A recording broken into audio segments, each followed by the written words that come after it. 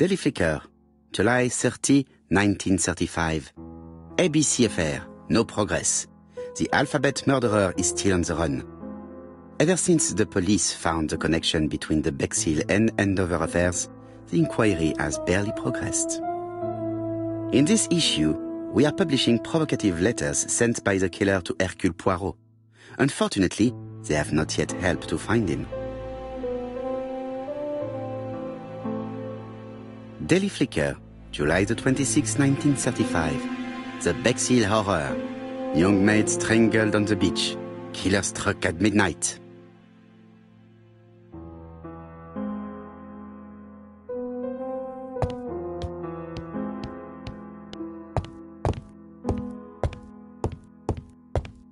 It is not the right time.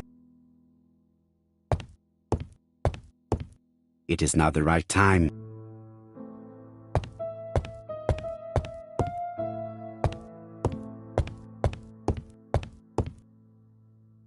In his haste, Hastings tore the envelope.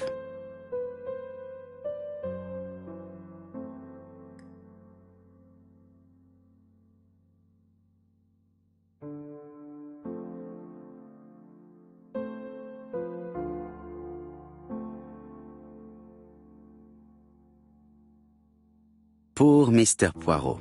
Not so good at these little criminal matters as you thought yourself, are you? Rather past your prime, perhaps? Let us see if you can do any better this time. This time it is an easy one. Cheston on the 30th. Do try and do something about it. It is a bit dull having it all my own way, you know. Good hunting. Ever yours, ABC.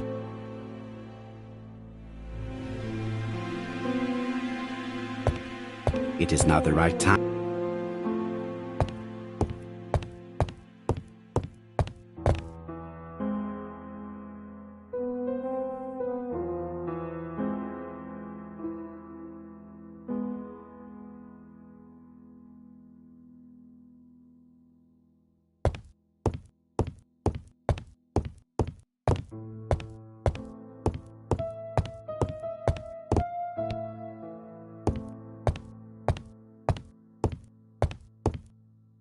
It is not a good time.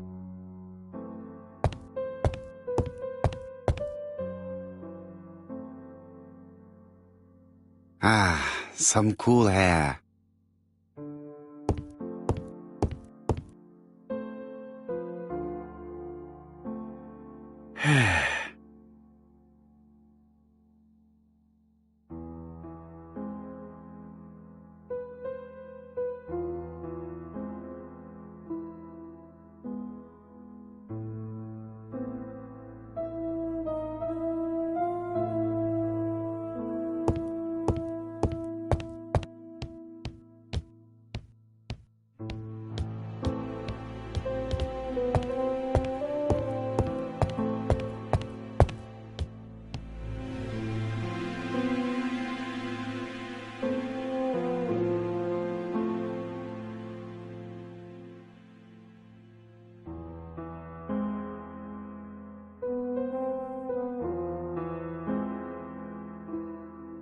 Bexhill-on-Sea, Sussex, population 24,703.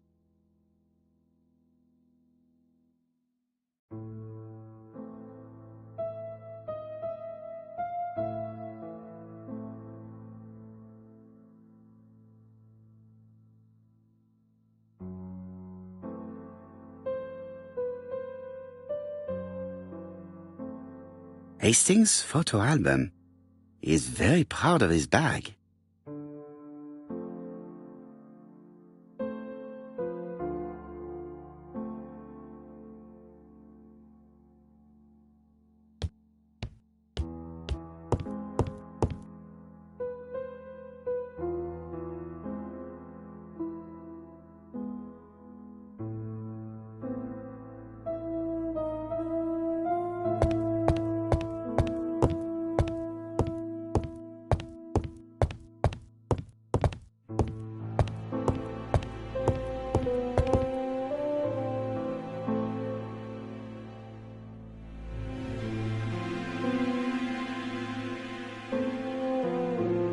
not a good time.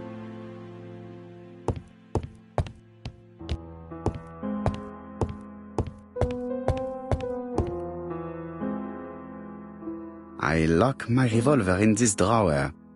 I've not used it in a very long time. I lock my revolver in this drawer. I've not used it in a very long time.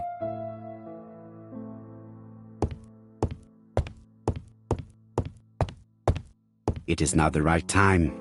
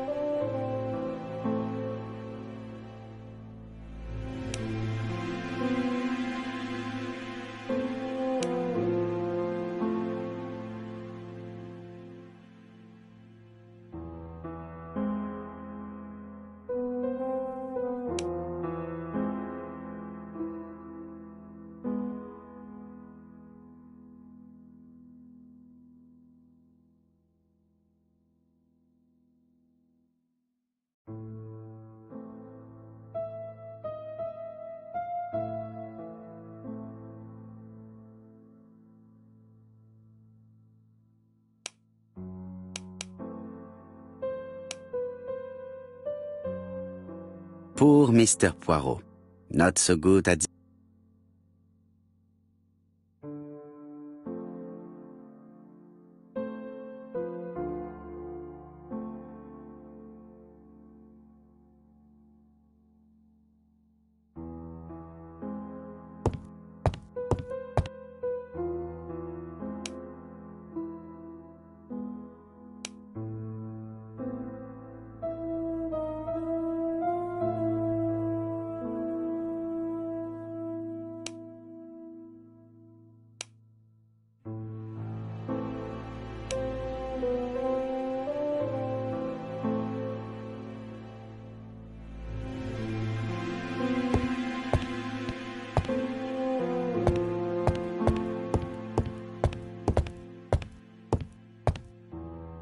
It is not a good time.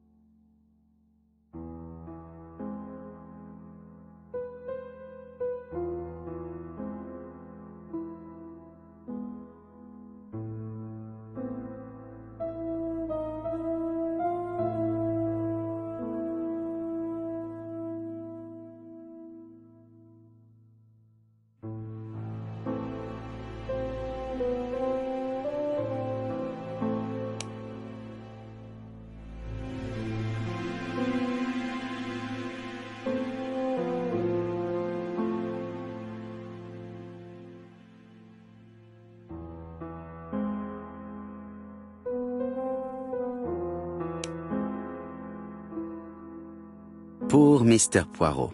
Not so good at these little criminal matters.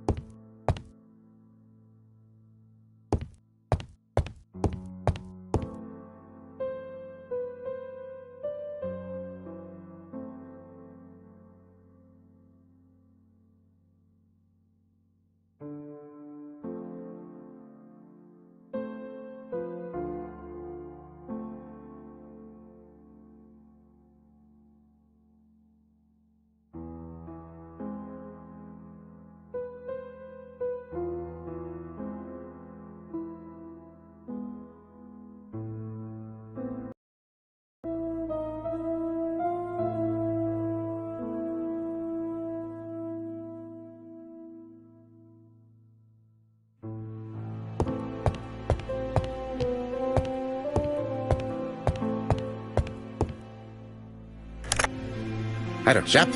We received a new letter from ABC in the 10 o'clock post. Where and when? In Cheston. Today. Today? I'll inform the population immediately. I'll check the train times. Call me back.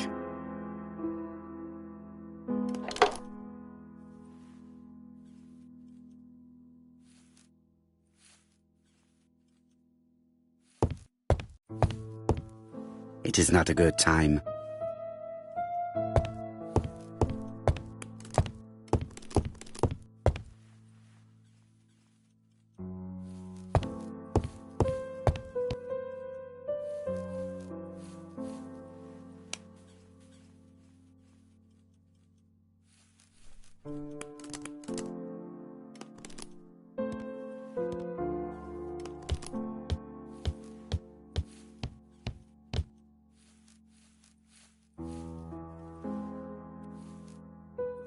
Hastings, what you are doing is an absolute disaster. That is no way to pack suitcases.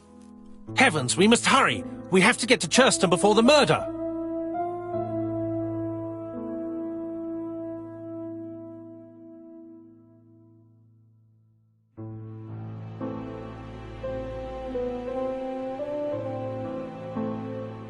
You're right, Hastings. It is an emergency. At last, Poirot, you're being reasonable.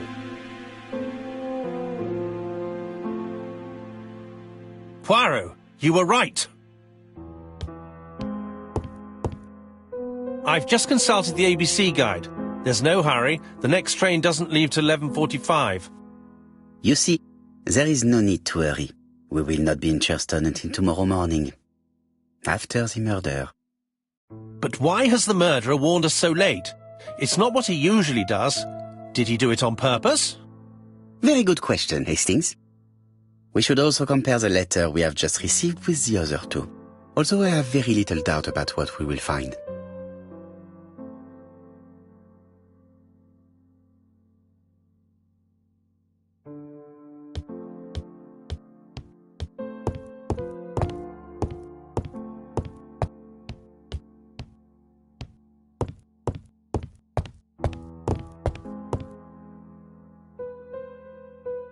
Mon ami, it is a pleasure to be working with you again.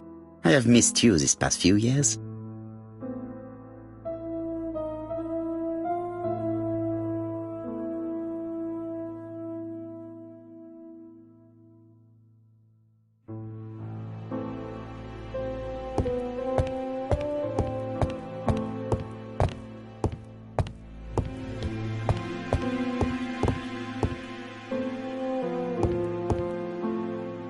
Right, let us compare this new letter with the second one. Let us examine this more closely.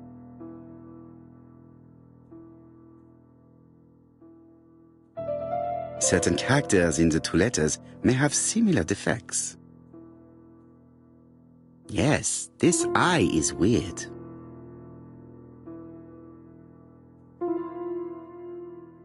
Yes, the I characters in the two letters do indeed have the same defects. I have to find some other similar defects to confirm my theory.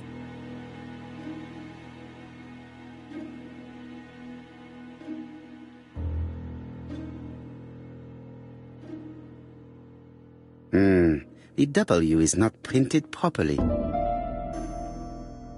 Of course, the W characters in the two letters do indeed have the same defects.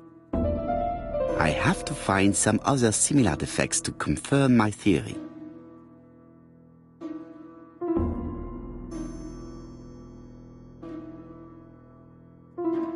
Yes, the A appears to be quite unusual.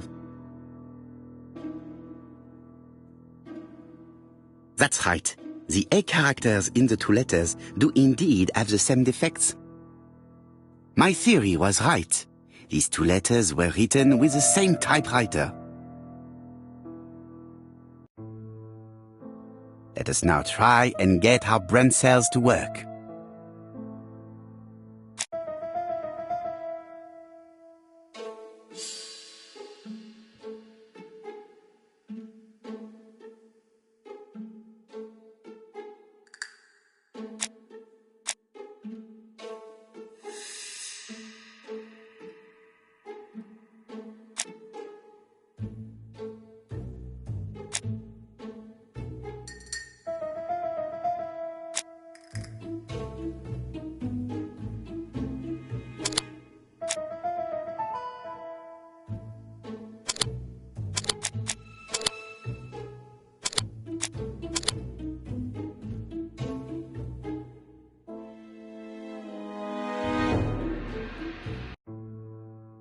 The letter should have arrived in time.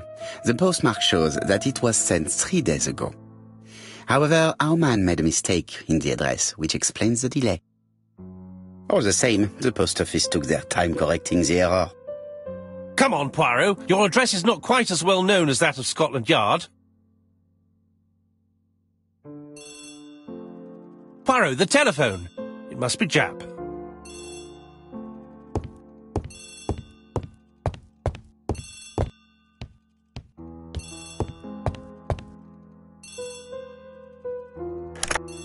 I have some news from Churchton.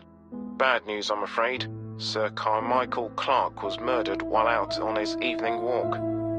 Sir Carmichael Clark. The name is familiar to me. He was a famous throat specialist, one of the best in London. A wealthy man, he retired to Combside, a beautiful house by the sea. He collected antiques. Are you going there?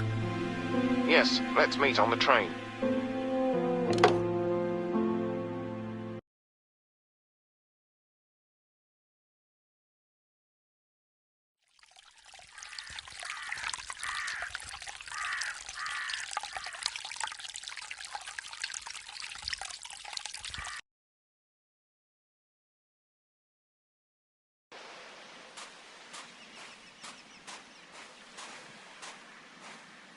The victim is called Sir Carmichael Clark, one of the best throat specialists in London.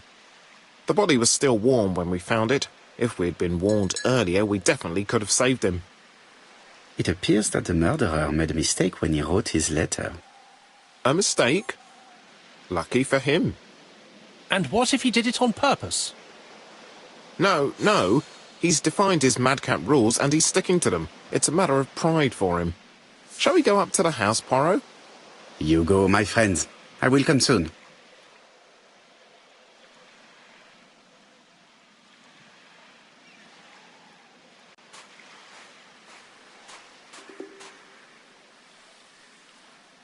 This place is very calming.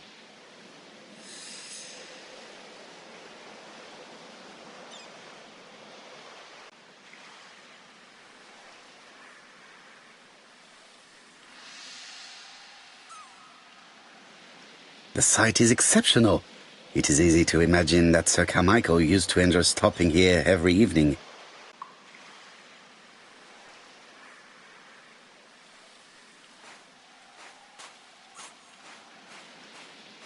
The body is just in front of a bush, one of the only bushes in the surrounding area.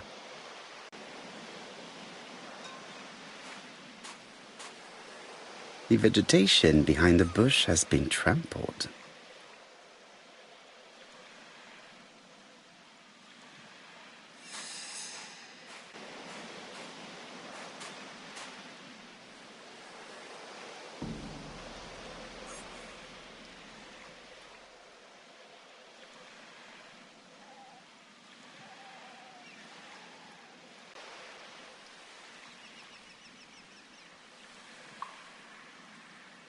An ABC guide. The murderer's customary signature, covered in blood this time.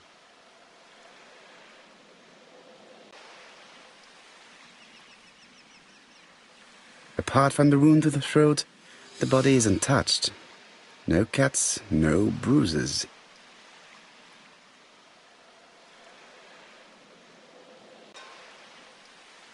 Sir Carmichael's throat was cut. It's a clean incision, a professional murder.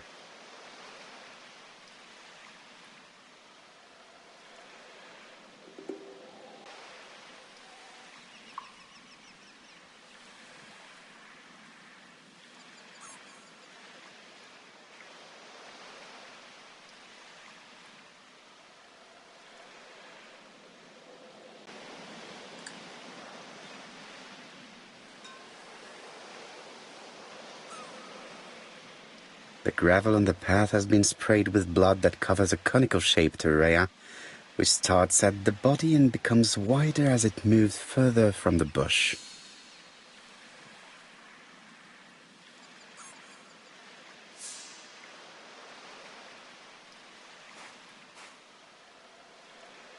Jap has emptied the victim's pockets and has laid out their contents on this piece of wax cloth.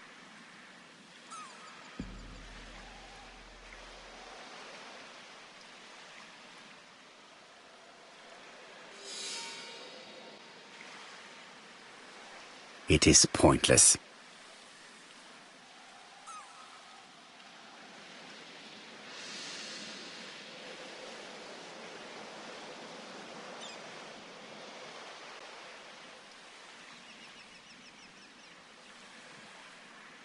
An oriental dragon. It's an old piece, much older than the pocket watch on which it was fastened.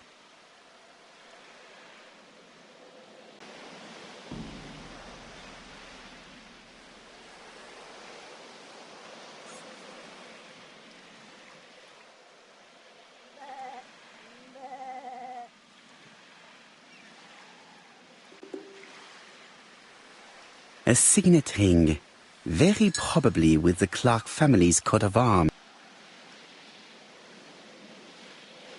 Let us now try and get our brain cells to work.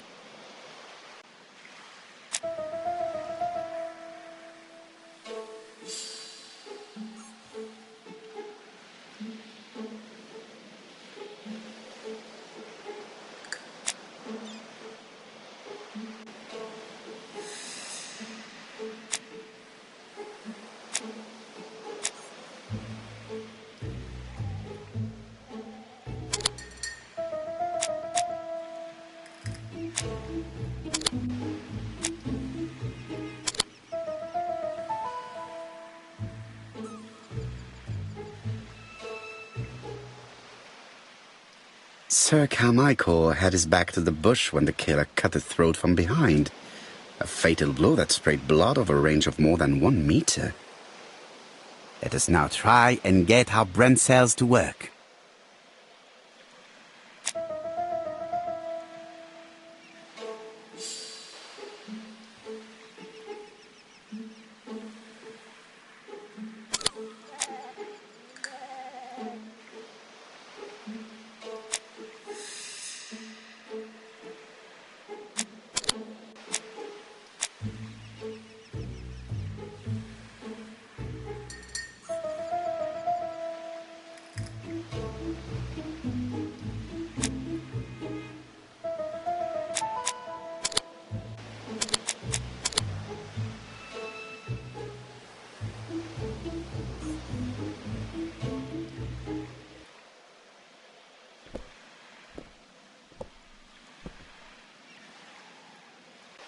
Have you finished, Poirot? Chief Inspector, many questions remain unanswered, but I am certain of one thing.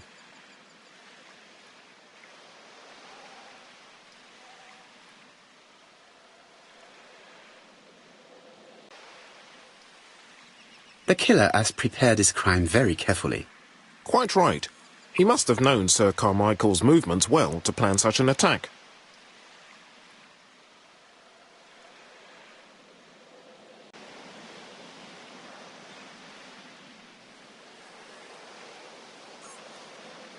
The murderer struck with terrible savagery. Yes, blood flowed. It's the first time he's attacked a man. He armed himself accordingly. Have you spoken to the victim's family, Chief Inspector? I've spoken to the brother, Franklin Clark. I didn't get much out of him. He's yours. I must get the body removed.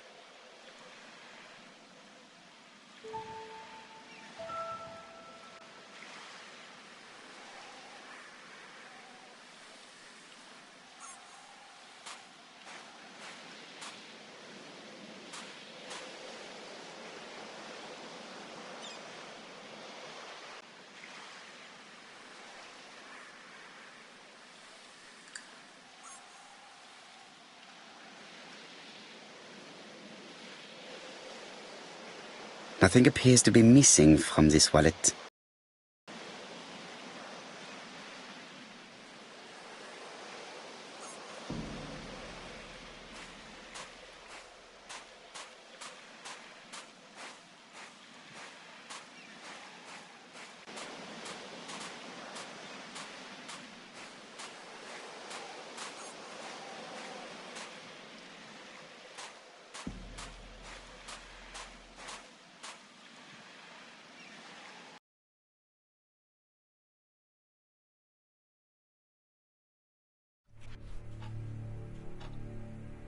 To be honest, this inspector seems rather obtuse.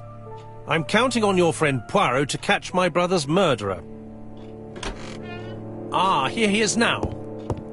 Please, Mr. Poirot. Mr. Poirot, this is my brother's secretary, Miss Thora Gray. Pleased to meet you, Mr. Poirot. Would you like some tea? No, thank you, mademoiselle. I find it hard to digest.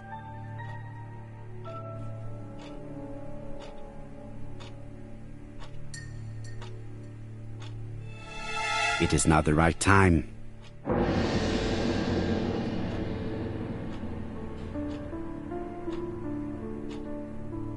There is something elegant about her.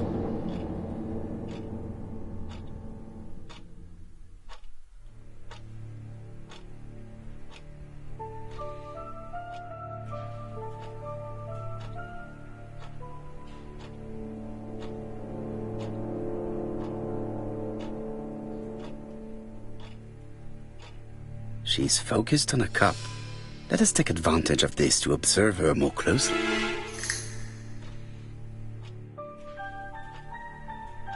She has good taste, except perhaps in her choice of jewelry. Please excuse me, I have to take care of Lady Clark.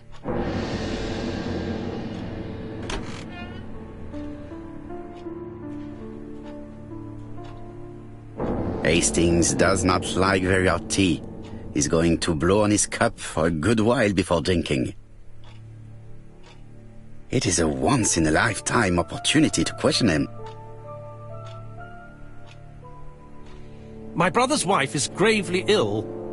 You will probably want to question her, but I fear that it won't be possible today.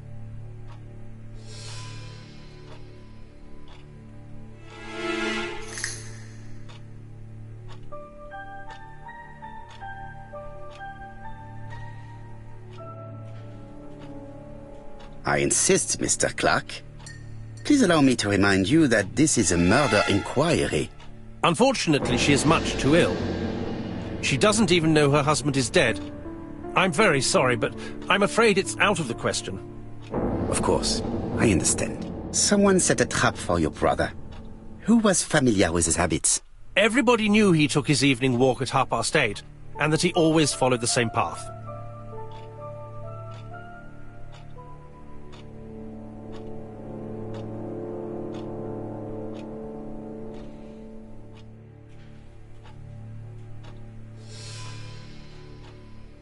Was it your favorite novel? The Railway Children by Edith Nesbit. I know it's a children's book, but it's enthralling. So it was you who found the body? Yes, along with the gardener. Have you seen any strangers around the house recently? No. As far as I know, nobody has been near the house.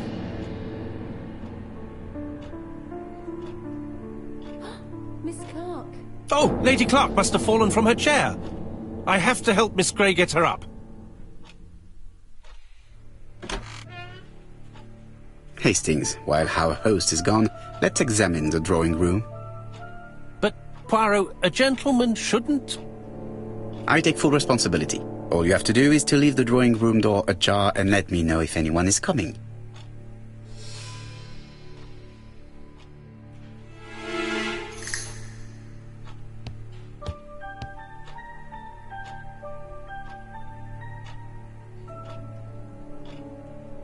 It is an emperor. His place at the center of the table is probably symbolic.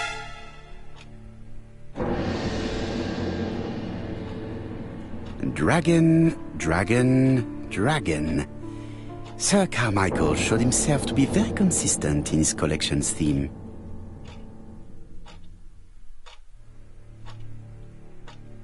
A dragon.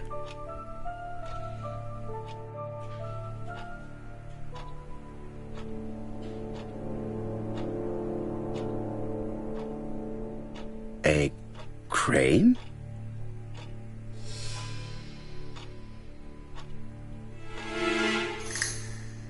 A tiger?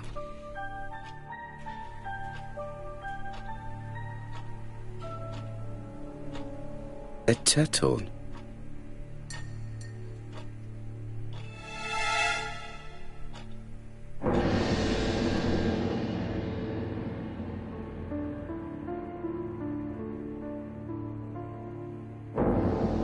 COMPILATION's private collection, purchases since 1920. The catalogue for Sir Carmichael Clark's collection.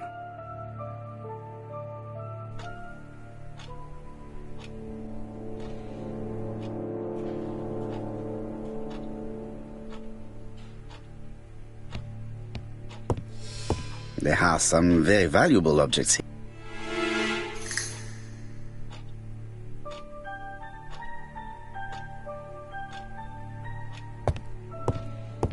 There are some very valuable.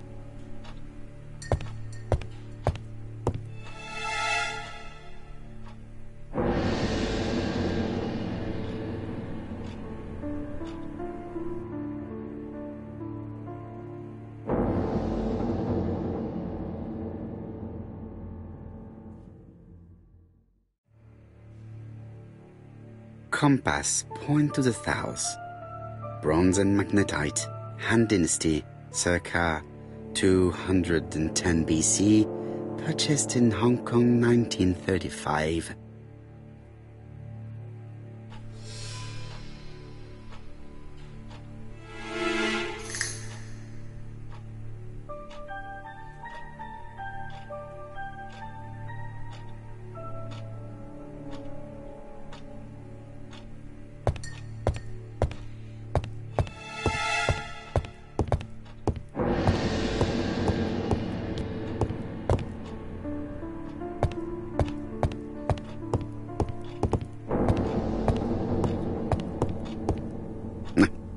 I'm not going to leave now.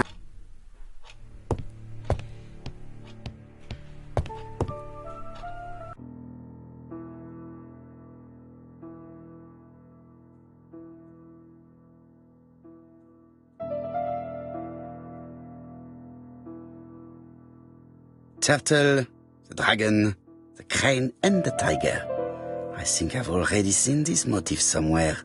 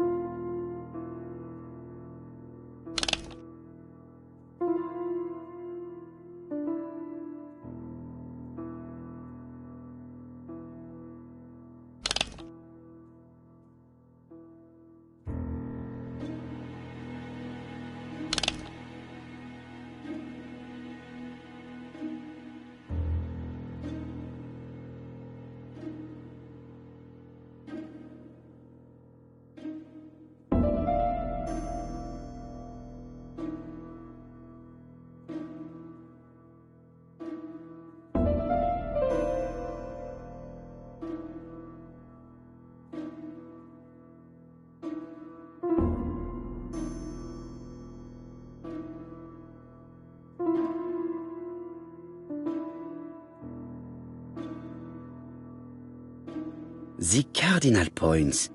This book could maybe help me. Each cardinal point is associated with one animal and one color. In the middle sits the imperial dragon, and out of respect, all the others are turned towards it.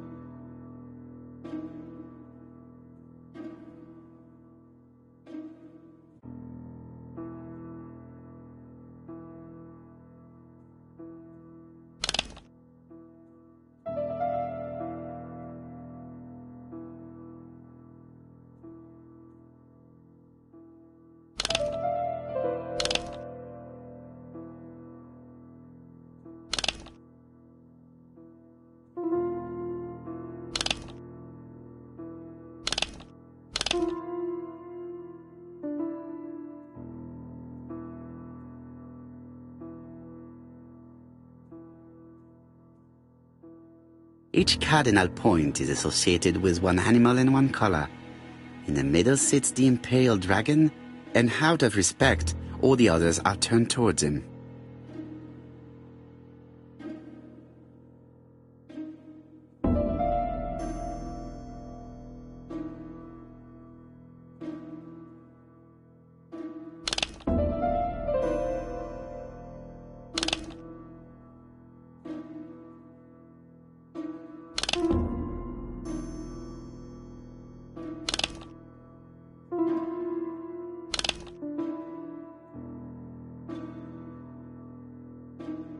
The position of each motif is correct, but they are not turned the same way as on the table.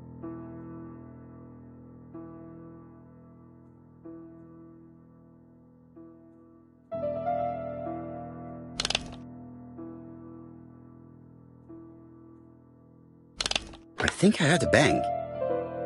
Could it be this couple? This is interesting.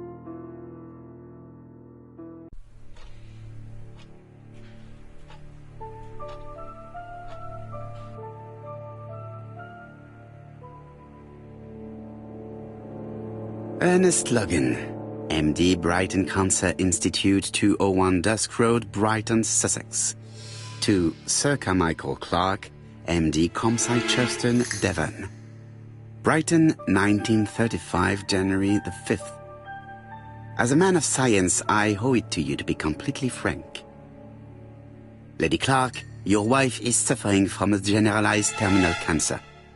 I confess I didn't suspect anything like that during the first exams. But with the test results I have received today, there is unfortunately no place for doubt. I estimate that Lady Clark's life expectancy is no more than 1 year. Hospitalization would not help in her case, so I advise you to keep her at home and provide her with as much morphine as required to ease her last moments. Yours sincerely, Ernest Logan.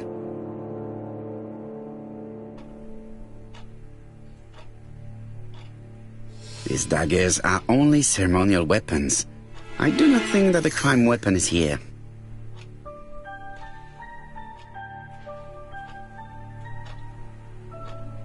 Here's Miss Gray. Sorry to keep you waiting. Lady Clark's condition requires regular care. I believe you want to ask me a few questions. Indeed, mademoiselle. This porcelain is remarkable. Is it old? It's about 3 centuries old, I believe. Wait, let me find the reference.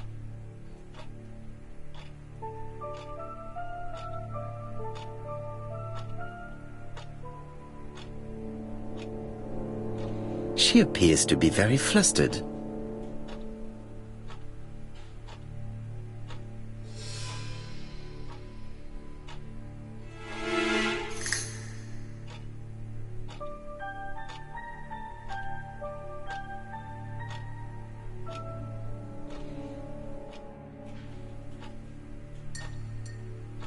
Just a minute, please, Mr. Poirot.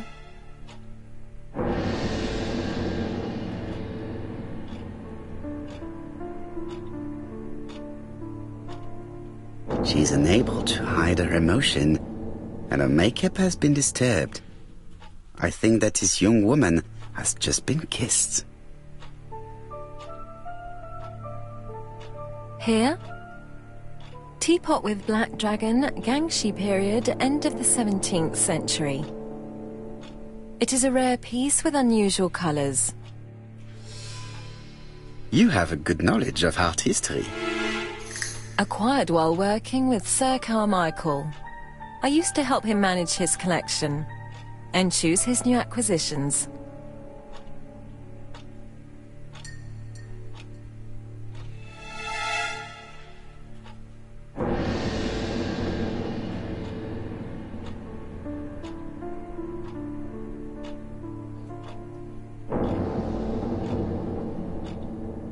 And sometimes, he used to give you a piece as a gift. Is that right? Gift? What do you mean?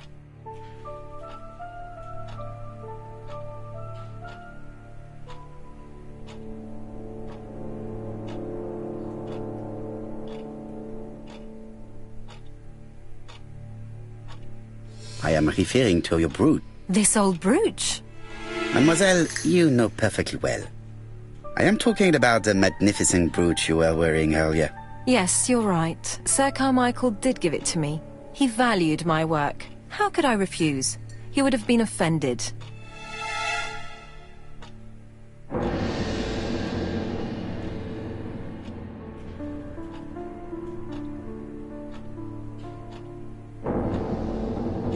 You took it off because of Lady Clark, am I right? Indeed. Lady Clark does not like this jewel. Why upset someone who is so gravely ill?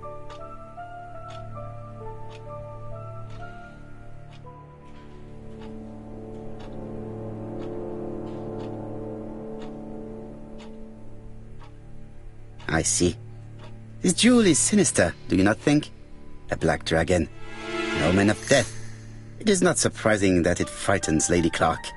Oh no, I don't think so. The Chinese dragon is not destructive. It's a positive symbol. Have you seen any strangers hanging around in the past few days? No. Nobody has been near COMPILATION.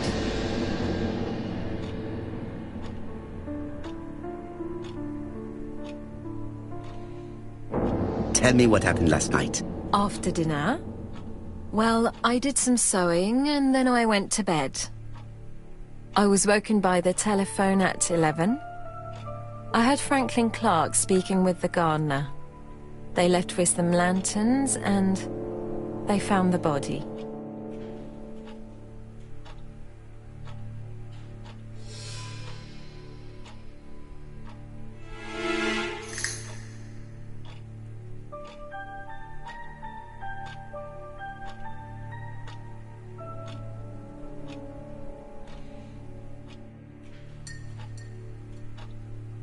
Am I right thinking that something is going on between you and Frank? How dare you ask me such a question?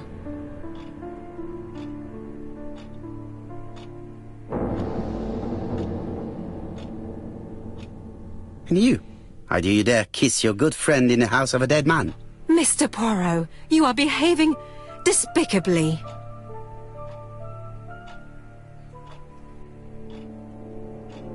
Miss Grey, if I may be so bold, please do not take offence. My friend has rather unusual methods, but all he wants is to find the murderer. Yes, I understand. I must rest. Please excuse me. Earlier, you asked me to watch the living room door for you. I don't wish to be indiscreet, but sometimes a gentleman stumbles upon a secret without intending to. That is sometimes the case. And I saw Franklin Clark kissing Miss Grey at the foot of the stairs. Do you think this is a common occurrence? No, I saw emotion, intensity. I think it was their first kiss. Well done, mon ami. Well spotted. However, I don't think I completely understand this business. Why did Sir Carmichael not defend himself? He appeared to have been active and strong. The murderer did not give him a chance. Let us try and reconstruct the scene.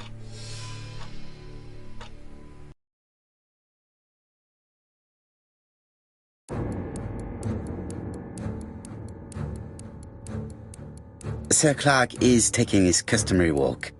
Our killer is hiding behind a bush.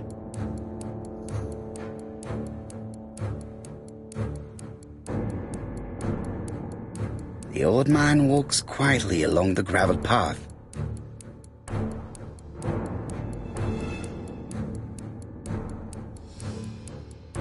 Then he turns towards the sea to gaze at it.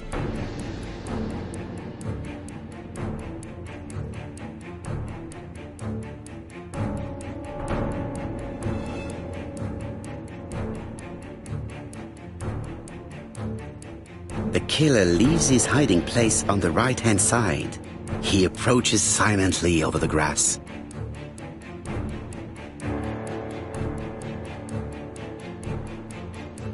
Then he throws himself on his prey and cuts the poor man's throat.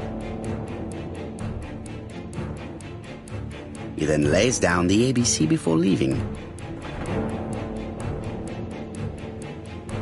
Everything appears to match the crime scene, mon cher Hastings. That is exactly what happened.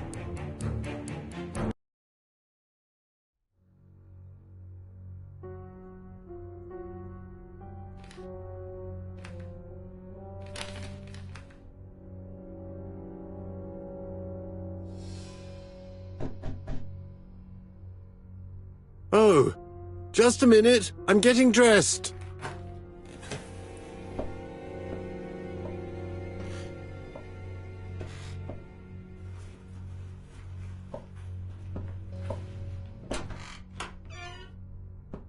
Mr. Kirst, have you recently returned from Churston? Yes. Indeed I have. Have you seen the papers? And to think that you might have rubbed shoulders with the killer. Imagine that. Mr. Kirst, are you all right? You don't seem well. My apologies. My throat is burning and my head feels heavy. It's ever since the war, you know. Since my injury, my head has never been the same.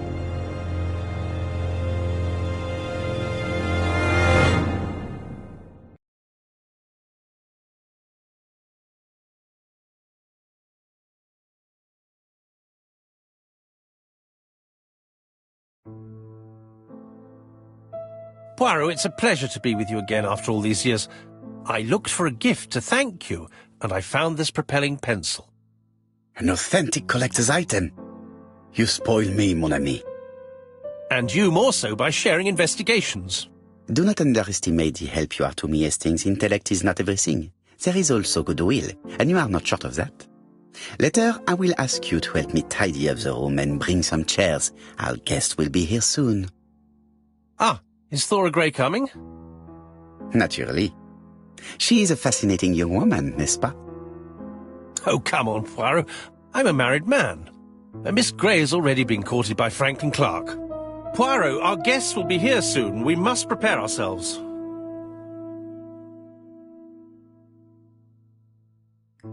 I should take advantage of the silence to examine them.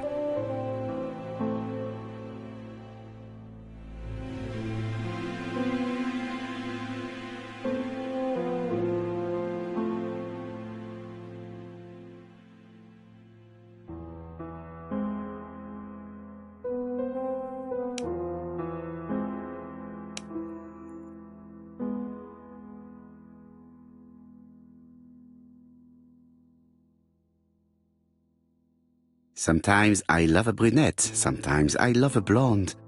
That's what the song says. Sometimes I love a brunette,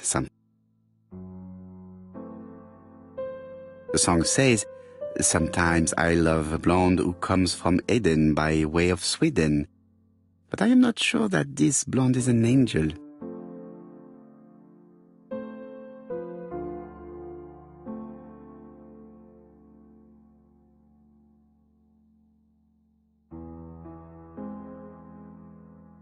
Donald is always on edge.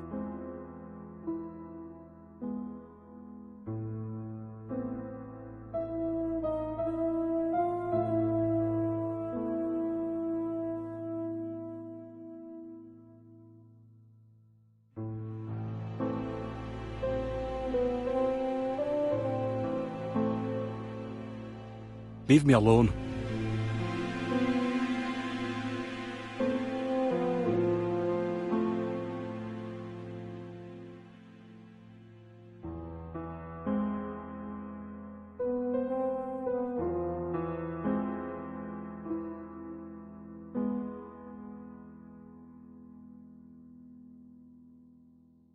Leave me alone.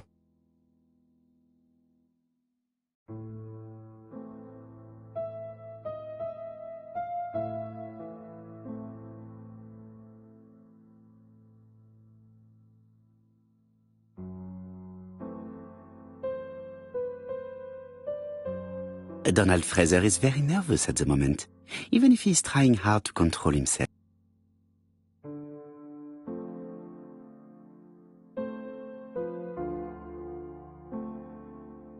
She appears to have taken more care with her appearance than the last time.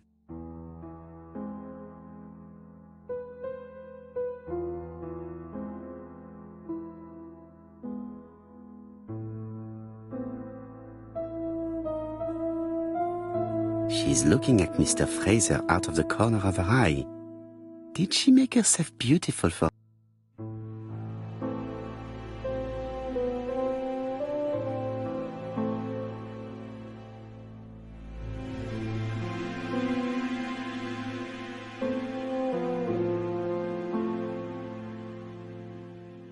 Franklin Clark always seems at ease, regardless of where he is. Something that's unique to people who travel. I ought to concentrate on my guests. I wish to thank you all for coming.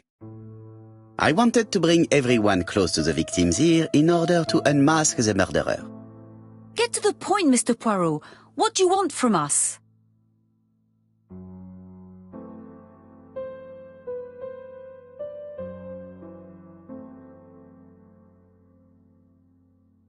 Megan, dear girl, please be patient.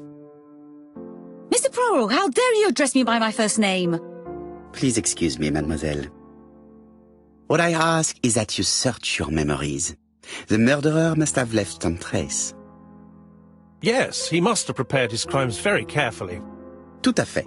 He did not get to Bexhill at midnight in order to strangle a young girl whose name by chance starts with P. Must we go into that?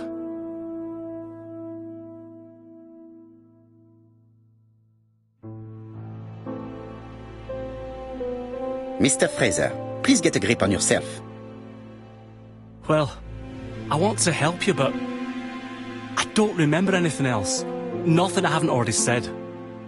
And you, Mademoiselle Barnard? Did your sister say if she was seeing another man? She never would have told me.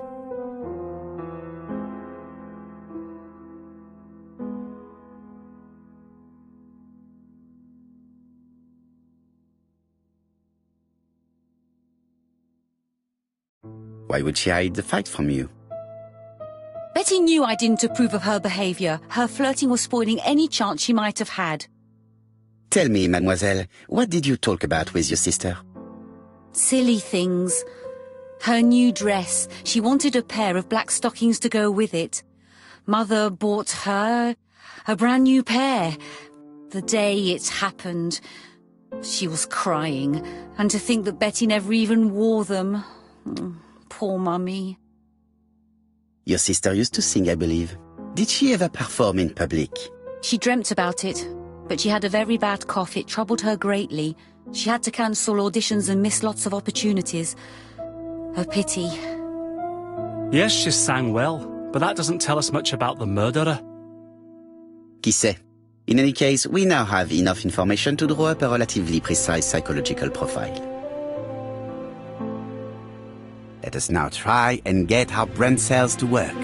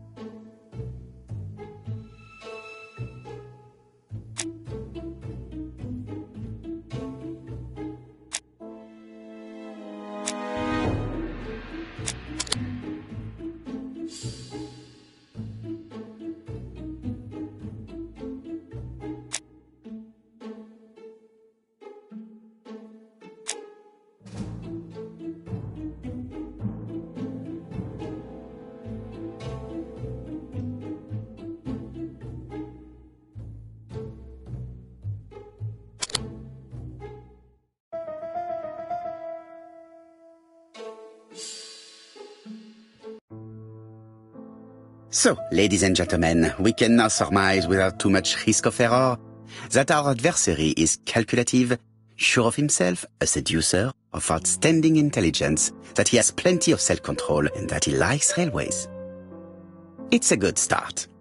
Other meetings may be necessary. I hope that you will be able to come back again. Well, it's just that...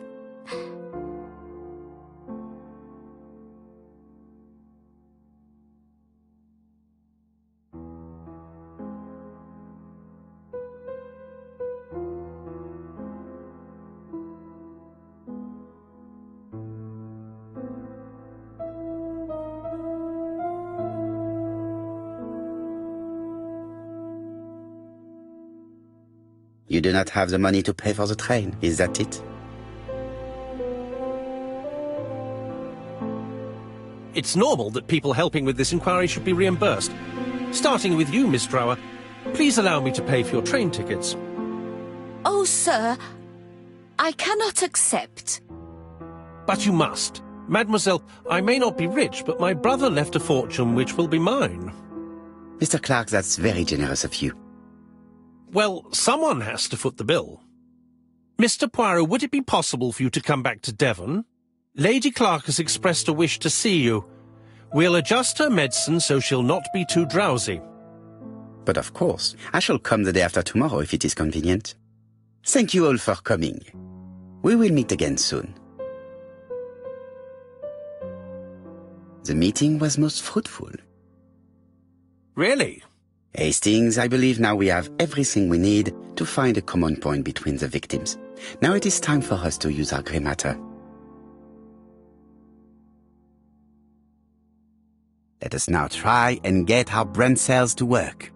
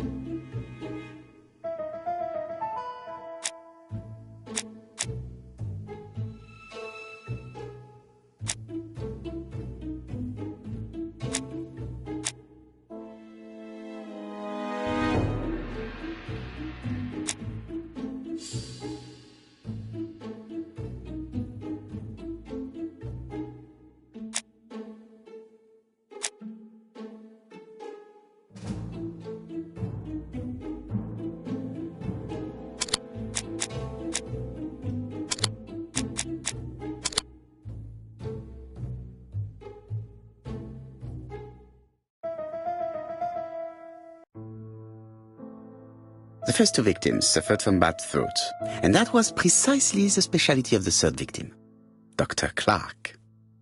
We have a lead. It would pay to take a closer look at the medical records of Dr. Clark's patients. We'll do so during our next visit to Churston. I will do it myself, mon ami. You must remain in London just in case ABC sends us another letter. Very well, as you wish.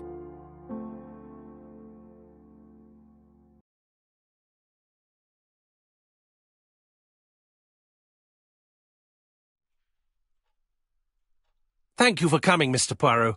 Lady Clark is waiting for you in her bedroom on the first floor. Please excuse me, I cannot stay for the interview. I've to take Miss Gray to the station to see our lawyer in Torquay.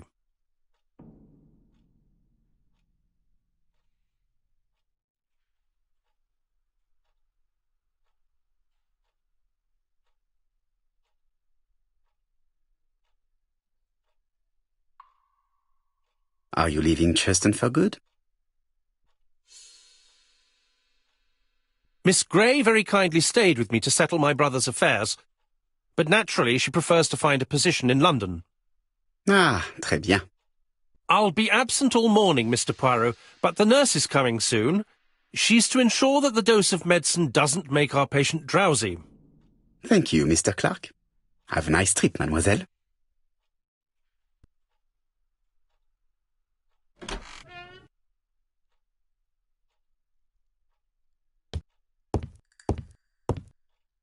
It would be rude to make Lady Clark wait any longer. I am not going to leave Campside now. I still have some things to do.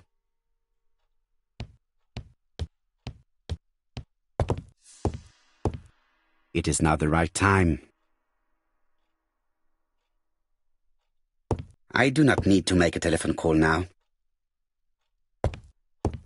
It's closed. It would be rude to make Lady Clark wait any longer.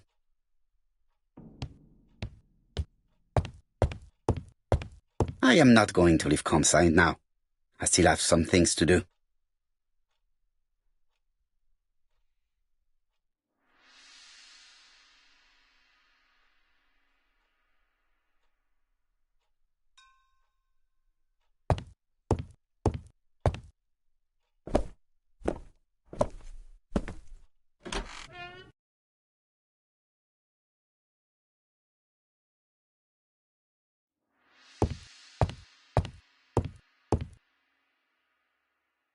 It would be rude to make Lady Clark wait any longer.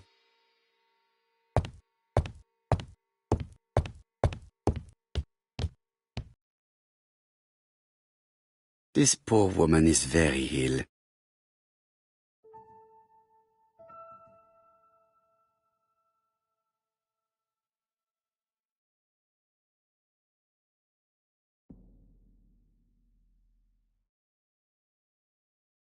This woman is suffering. She is in no state to have a conversation.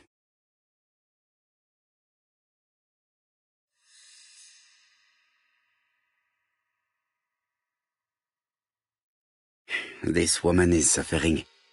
She is in no state to have a conversation.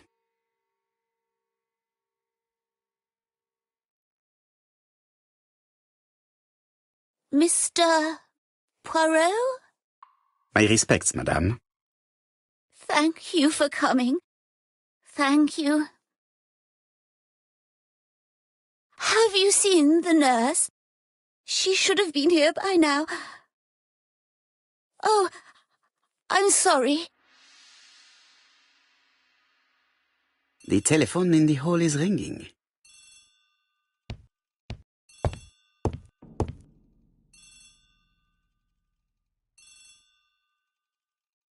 Lady Clark is in pain. I have to give her an injection of morphine to ease her suffering.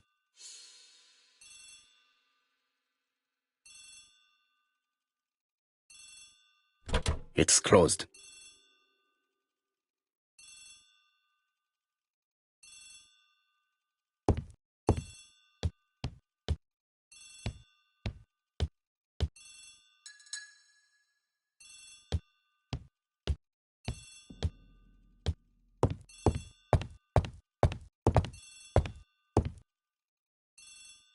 Lady Clark is in pain. I have to give her an injection of morphine to ease her suffering.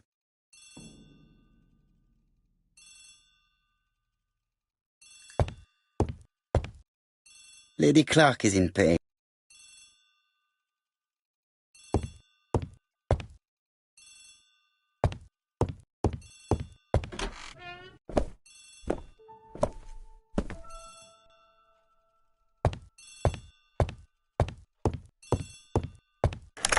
The Clark residence.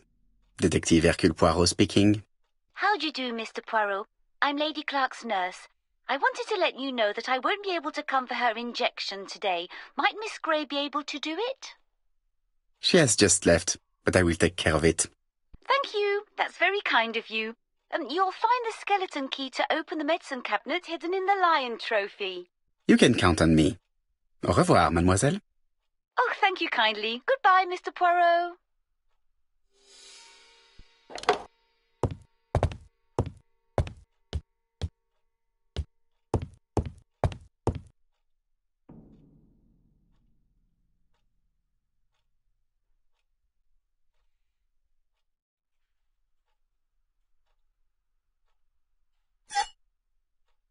Here is the skeleton.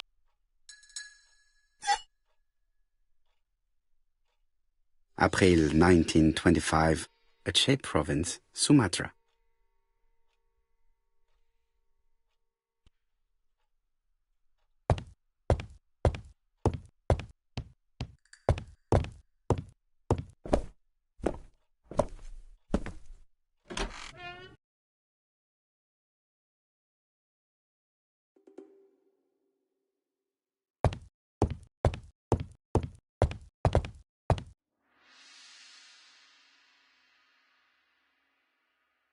It's closed.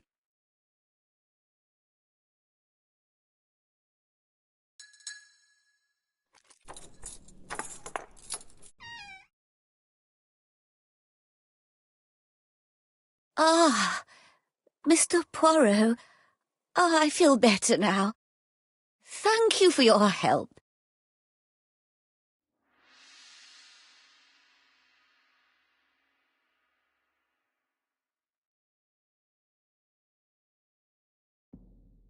Madame, you are tired, so I will get straight to the point. What can you tell me about this business? What business, Mr. Poirot? No doubt.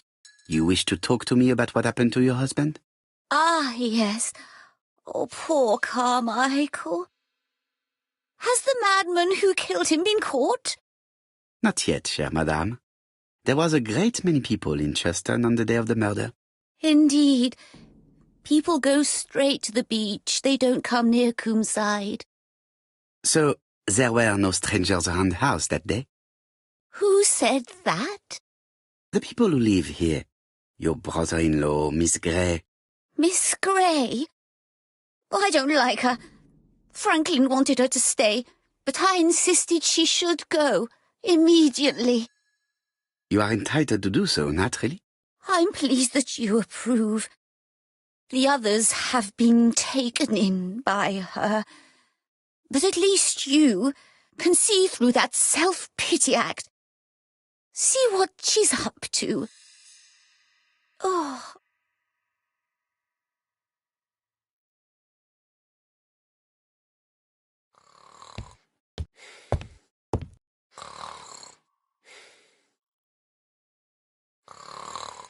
This subject would probably be useful to me.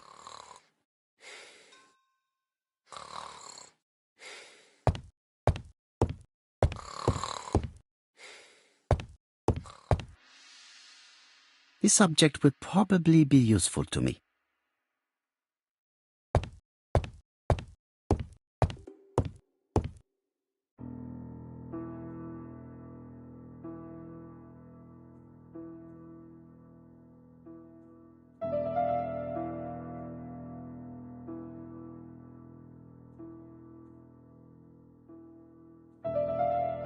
The mechanism appears to be broken.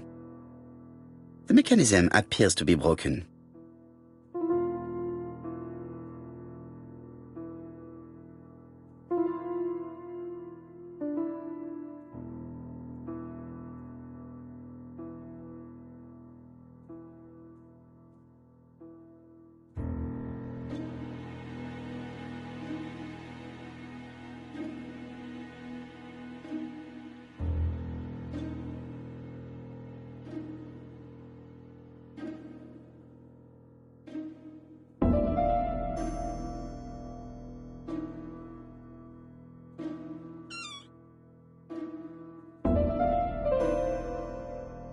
The mechanism appears to be broken.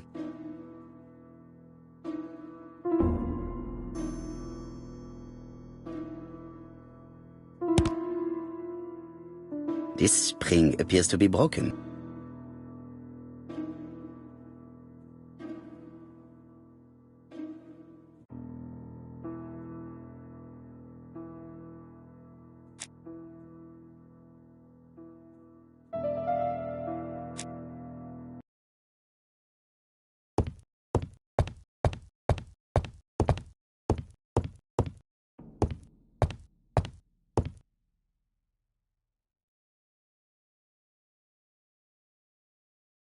This subject would probably be useful to me.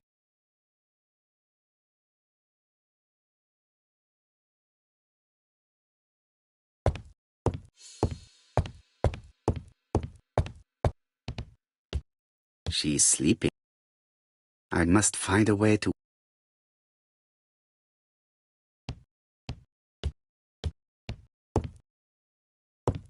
I've finished with this subject.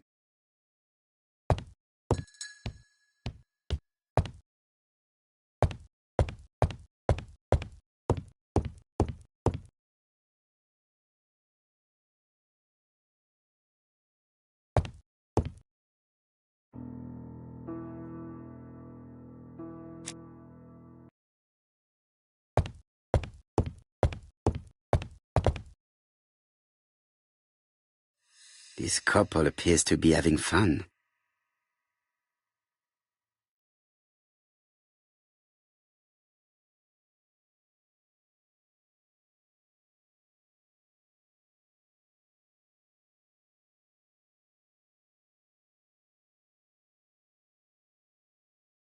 Lady Clark and Sir Carmichael were very happy, but they did not have any children.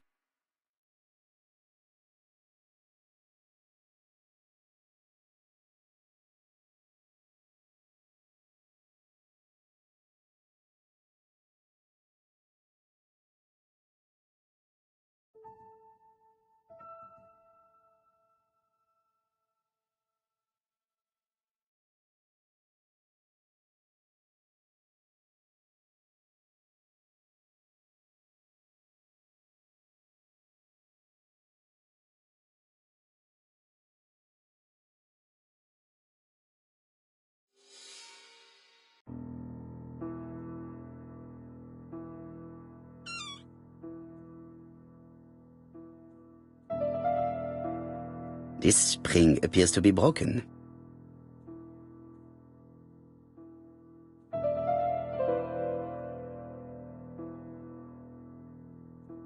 Firstly, I have to take it apart.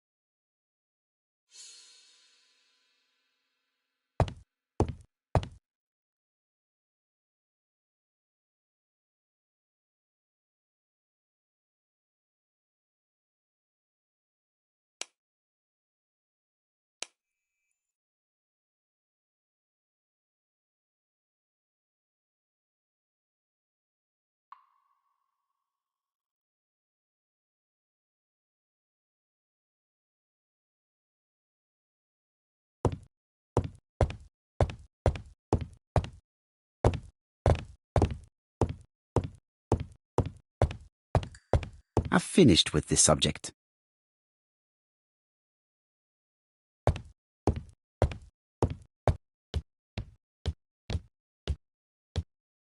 She's sleeping.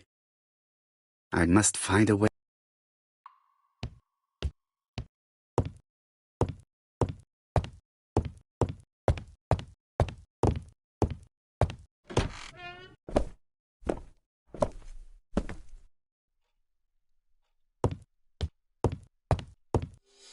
I must find a way to wake her up gently.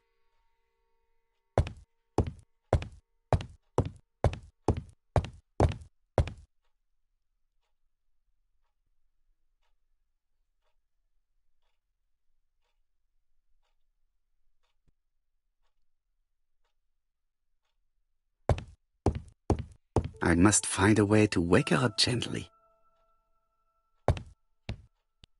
It is not the right time.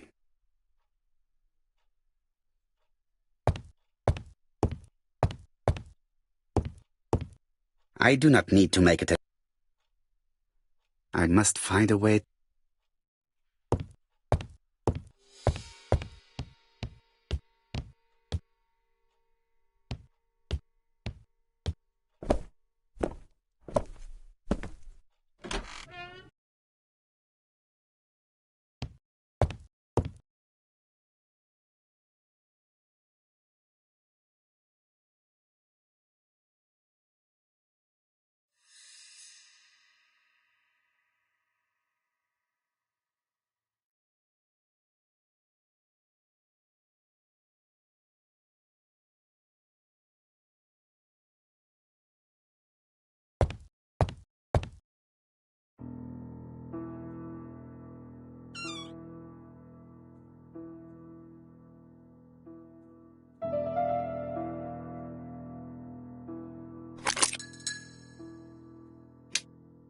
I hope that Hastings will not be cross with me.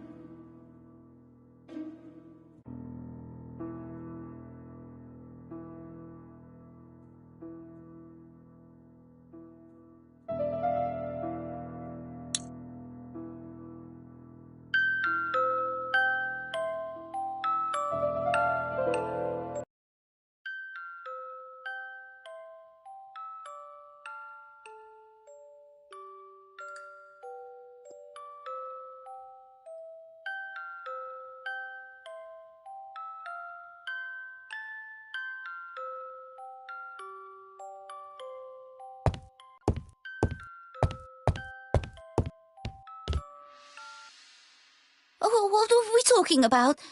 Ah, yes, Thora Grey. Oh, Carmichael had great esteem for her, but for me she was nothing but a hypocrite.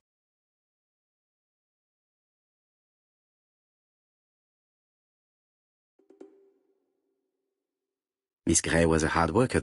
Thank goodness. Fortunately, she was good at her job. I don't see why you all think you should have to defend that girl.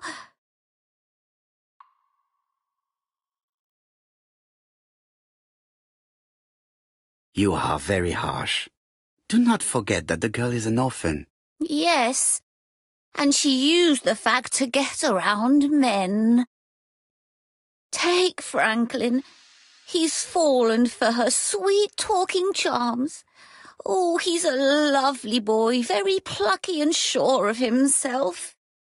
But so naive. Oh, when it comes to women.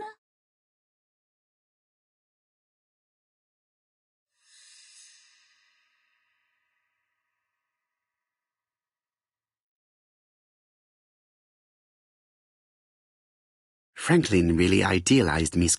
Absolutely. It's so good to see that you all agree with me. Miss Grey did look after you very well, though. Outwardly. But she's hiding something. I think she tried to poison me. Miss Grey? A poisoner? But everybody appears to like her. It proves she knows what she's doing. She's manipulative and she's a liar. A liar? Let's see, didn't she say that on the day of the crime nobody was around Coomside? That is correct. Well, at 11 o'clock I saw her talking to someone. Really? And what was this man like? An ordinary sort of man with a very plain face. Oh, I don't remember well. Was he a gentleman? No, he was not a gentleman. It would be best to leave her to sleep now. The telephone in the hall is ringing.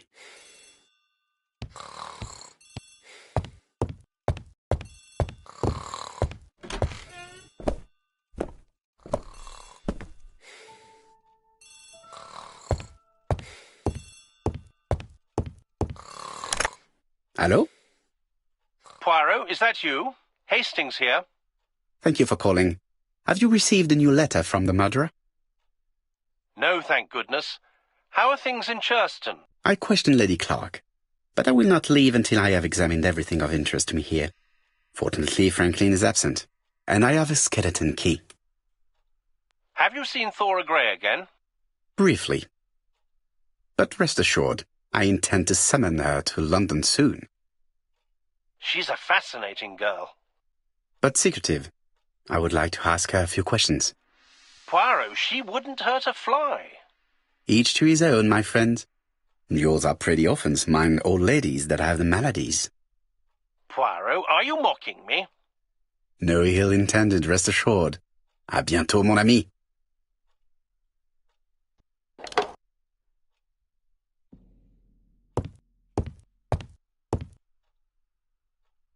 How am I going to open this trunk? Let us examine it.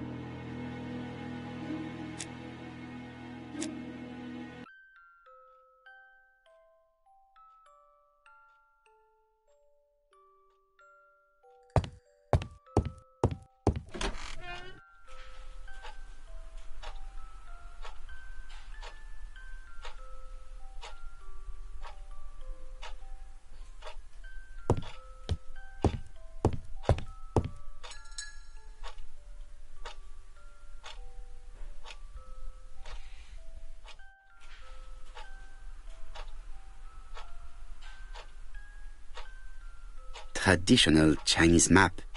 Facsimile. South is on the top of the map.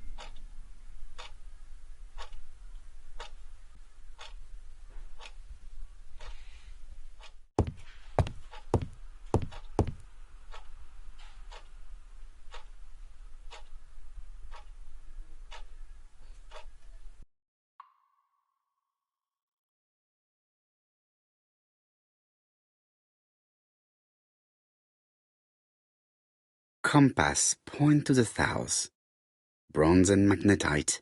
Han Dynasty, circa 210 BC. Purchased in Hong Kong 1935.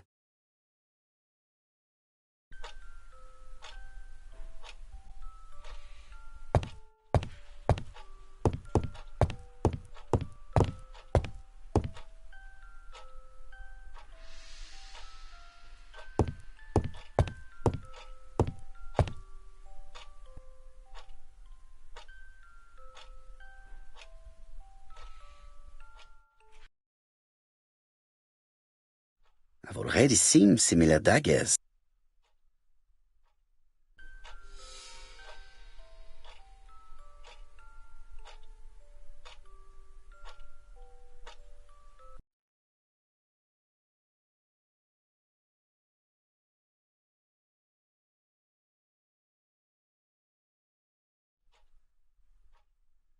A dark dragon for a bright-haired maid.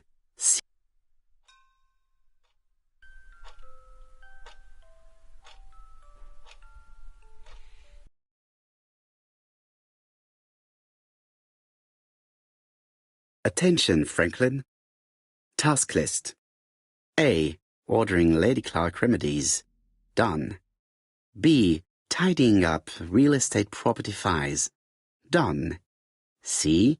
Calling the lawyer about inventory. Done. D. Update the tenant-farmer list. Done. E. Update land rent accounting. Done. F. Ordering a restock of arsenic. Done.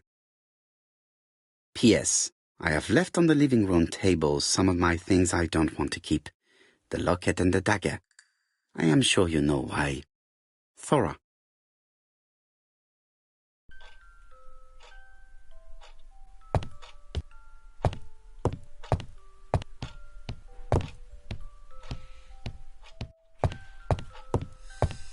I see some papers that were not there the first time I visited. Valuers report property.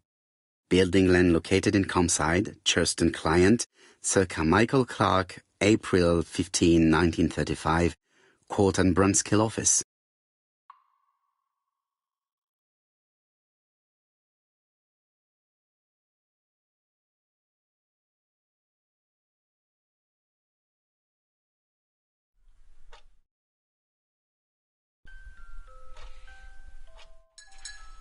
These daggers are only ceremonial weapons. I do not think that the crime weapon is here.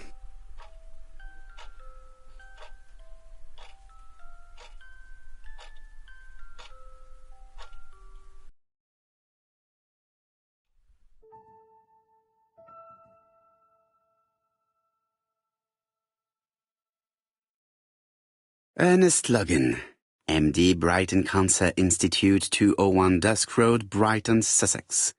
To Sir Carmichael Clark, MD, Compside, Churston, Devon.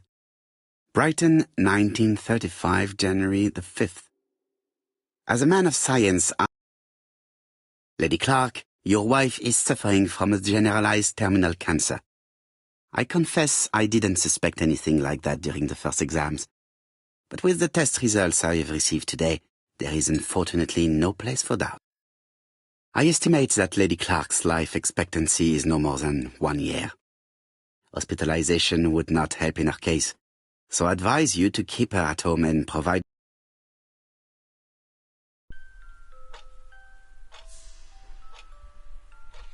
Valuers report property. Building land located in Compside, Churston client, Court and Brunskill. The name is familiar. Is that not the name of the firm Donald Fraser works for?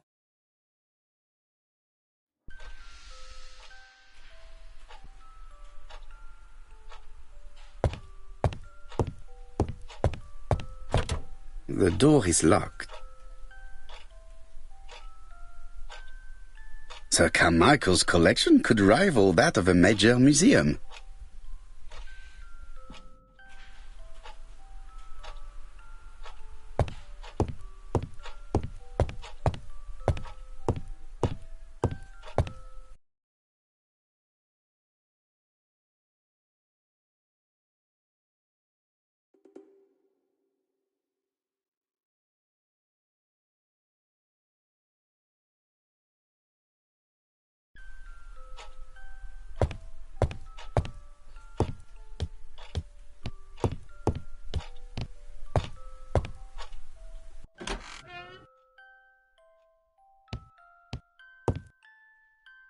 How am I going to open this trunk?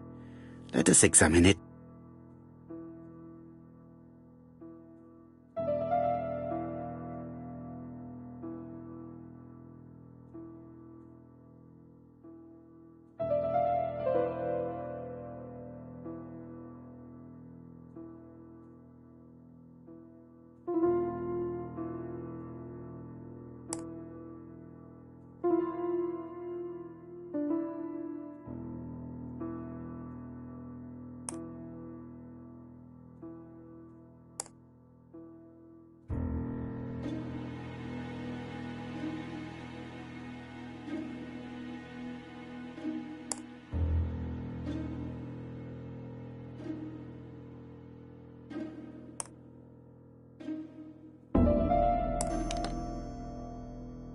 Leaving the code on the trunk.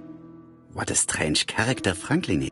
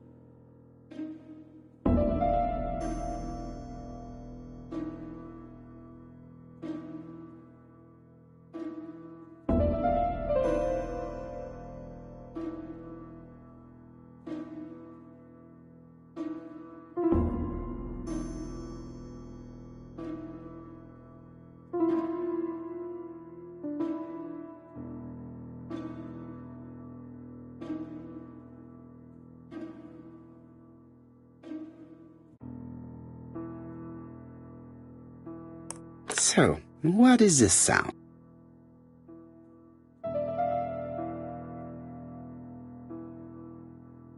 I should be able to open the trunk now.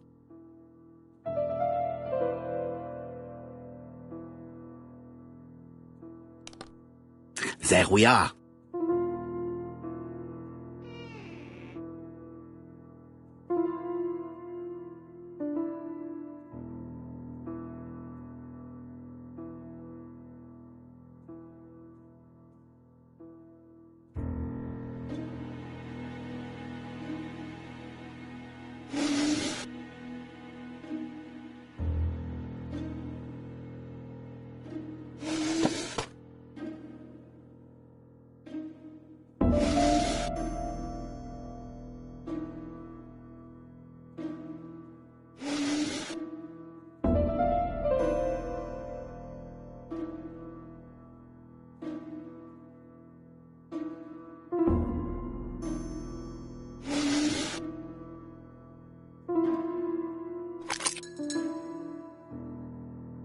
Why has Franklin put an Allen key inside his trunk? I'll borrow it for a minute.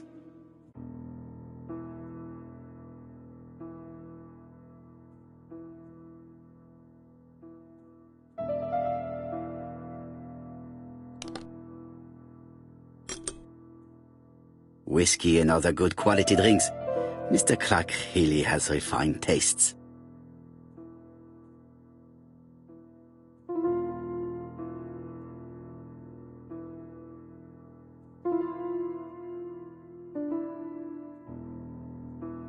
Whiskey and other good...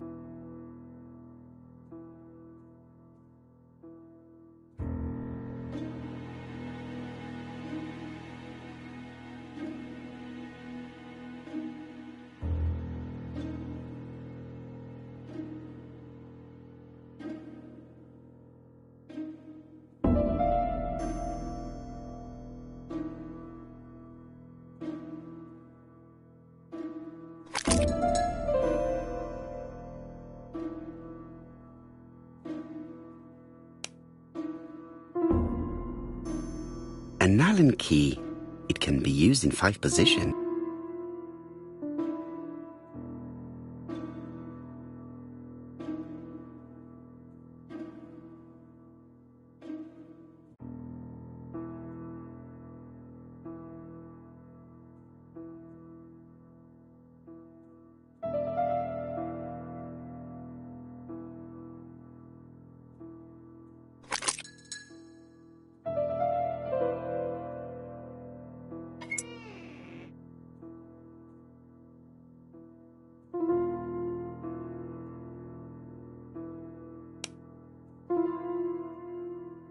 An Allen key. It can be used in 5 positions.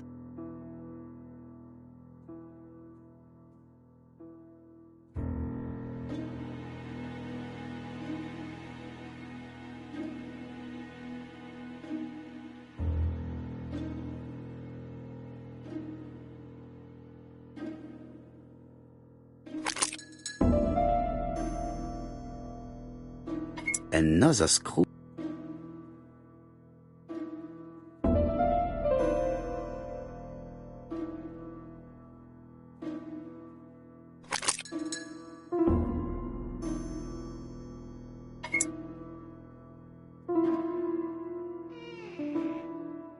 This engraving is not very easy to understand. I need to sort it out.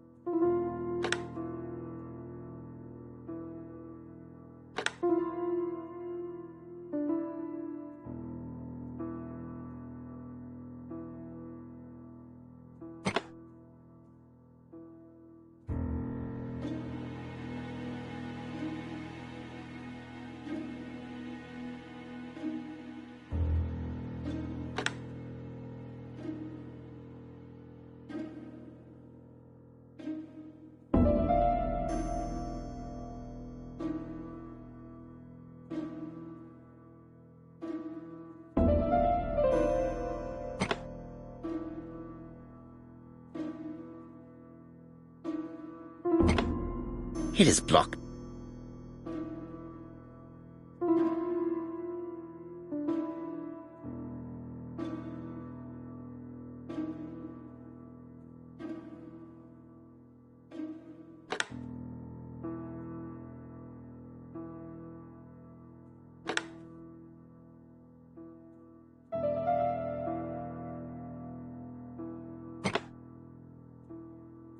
It is blocked.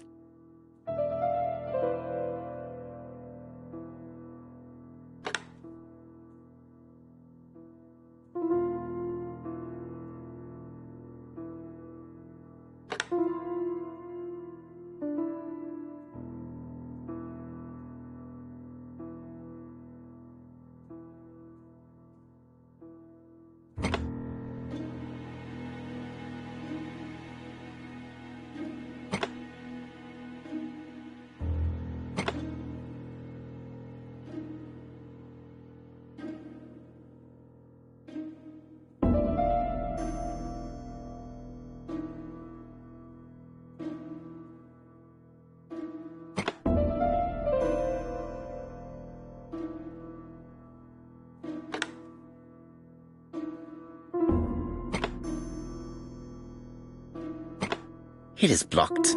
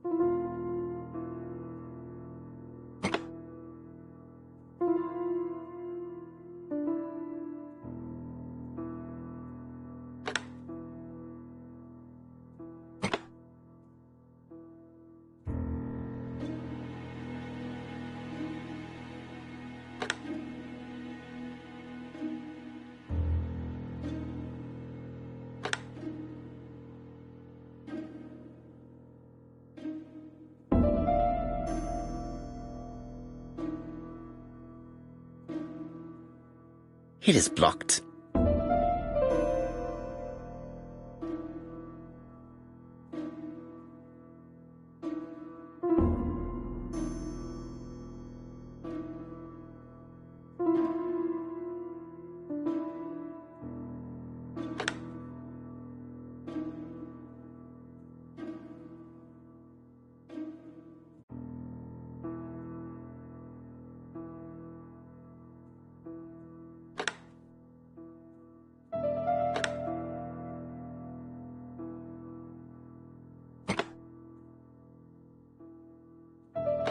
Franklin must really love his country to have an engraving in his trunk. I think I heard the panel above release.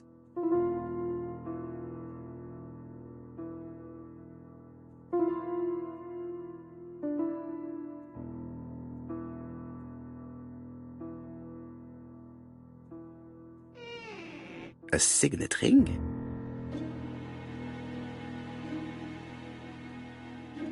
A signet ring with a code written on it. 1587. It may be useful to me.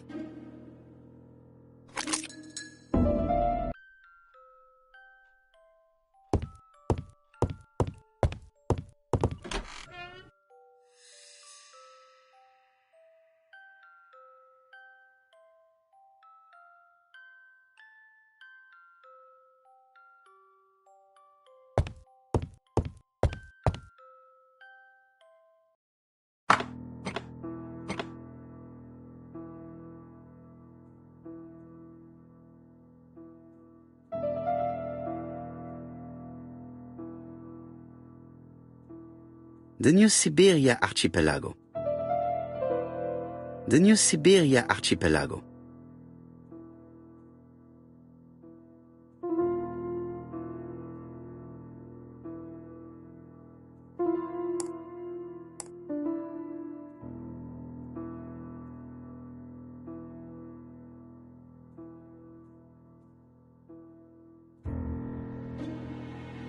Sumatra. Australia. Australia. South Africa.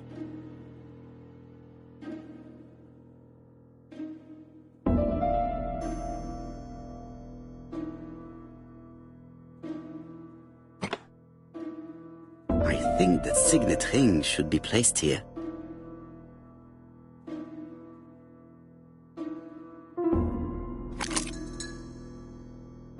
The plates around the picture appear to have unlocked. I think I've already seen these symbols on Franklin's trophies.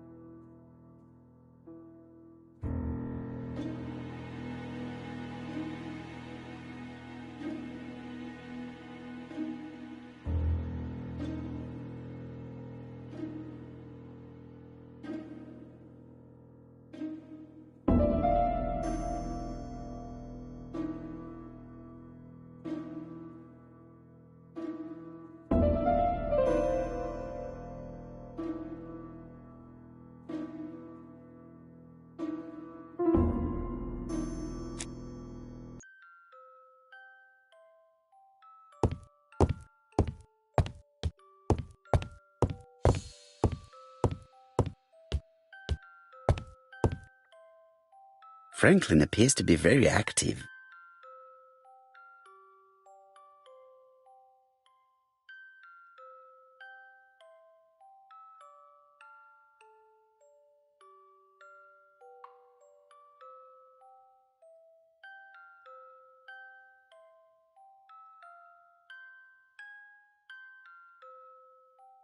Franklin Clark appears to be a typical British gentleman, a good sportsman, a hunter, a traveler.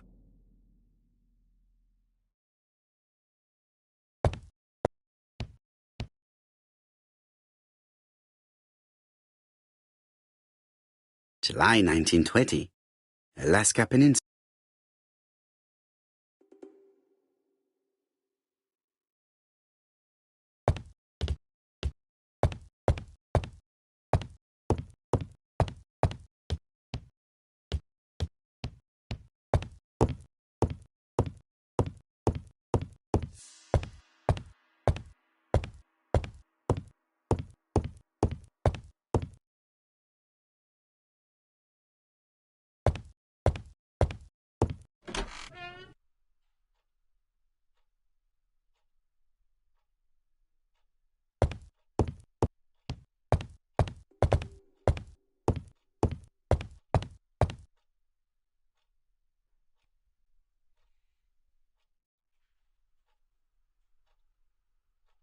April 1925, Aceh Province, Sumatra.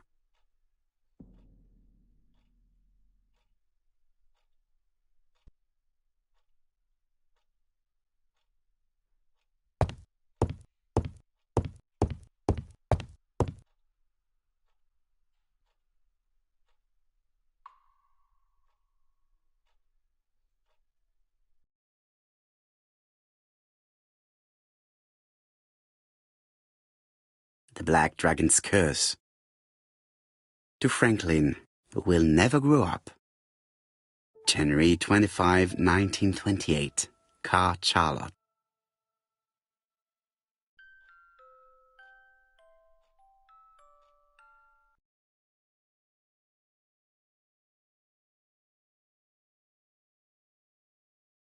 Miss Thoroughgrey Comside Justin Devon.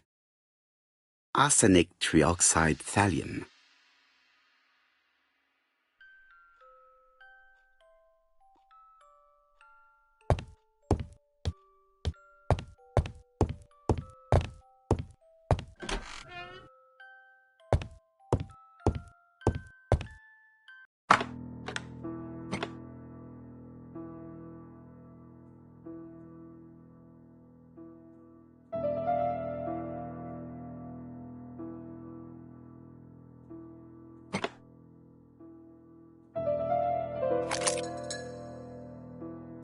plates around the picture appear to have unlocked. I think I've already seen these symbols on Franklin's trophies.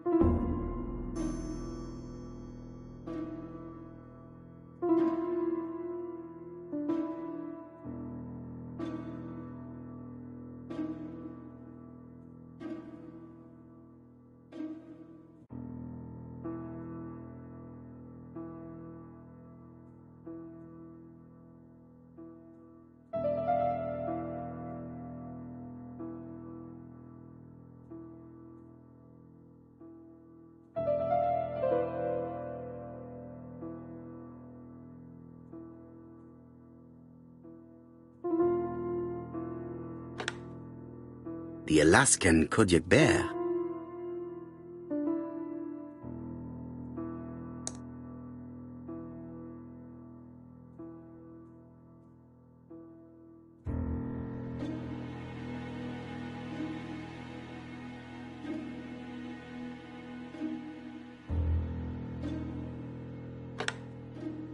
The African kudu.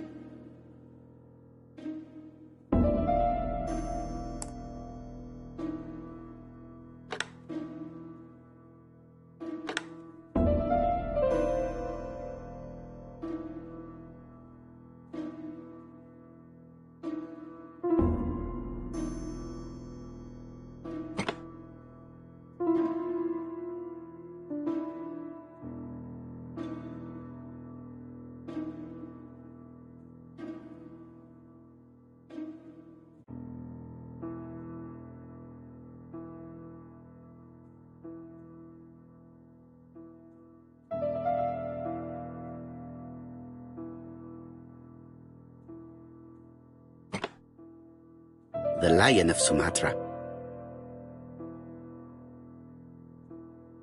I heard the sound of a mechanism. Strange way of protecting one's safe. Triangulating one's hunting sites on a map.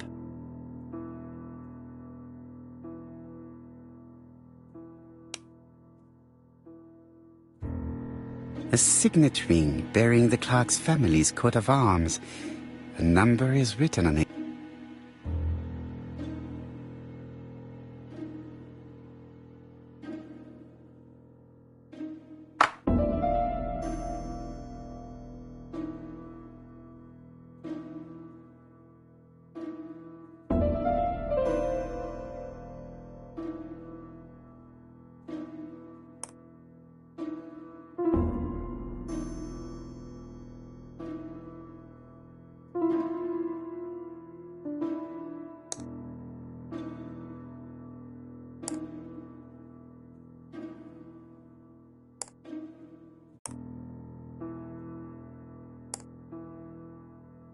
These documents are very likely going to help me for the rest of the inquiry.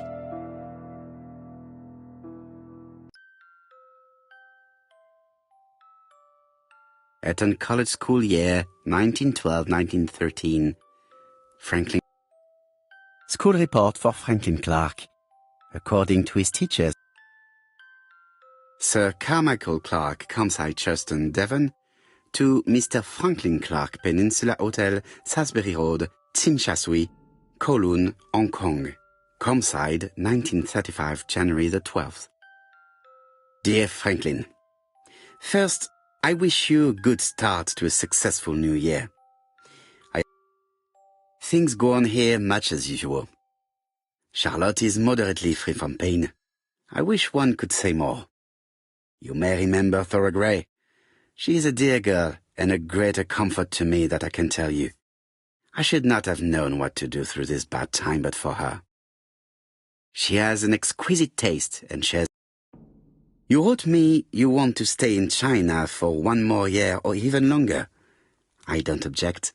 The longer you stay, the more opportunities you will have to increase our collection. Nonetheless, you should know that we miss you here, and that Charlotte will be gone by the time you come back. I am, dear Franklin, your truly affectionate brother. Charlotte Clark, Campsite, Churston, Devon, to Mr. Franklin Clark, Peninsula Hotel, Salisbury Road, Tsim Sha Tsui, Kowloon, Hong Kong, Campsite, 1935, January 1st. I wish you with all my heart a happy year 1935. Writing my greeting cards, I have affectionate thoughts for you. Always smiling as a child, sailing to distant countries and bringing back to us trunks full of wonder. At home, everything annoys me, starting with this young Thora Sir Carmichael is so fond of. I have nobody to share my feelings with, so I write to you. How can I tell you what happens to me? The simplest way the better. I am doomed. I still have 1 year to live, no more. How do I know? I opened the secret drawer of Carmichael and read a letter not addressed to me. In this letter, Dr. Logan tells my husband in the most direct way the truth he conceals from me. Sir, I know, but my husband doesn't know I know. Please don't tell him. And if he shares the truth with you, act as you are surprised. Carr will probably speak in his usual convoluted way, but I wanted to be the first to announce it to you. It does matter to me.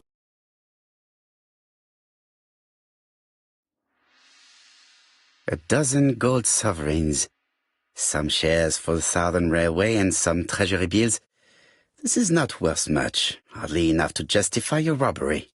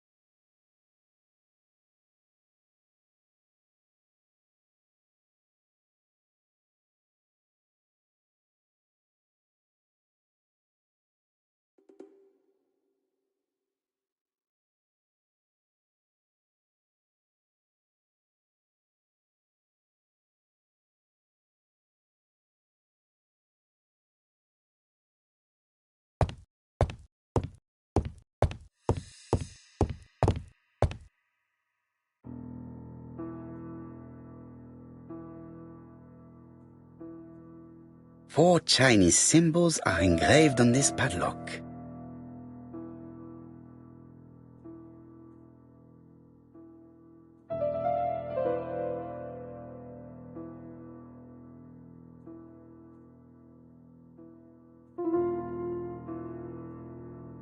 Well, the characters engraved on this disc resemble those engraved on the padlock.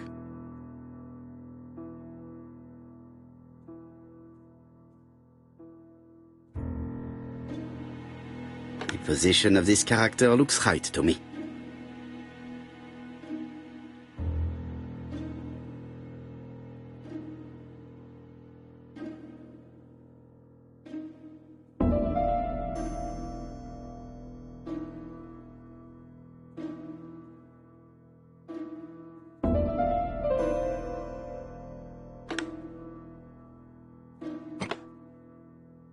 That's it. This character appears to be the right way round.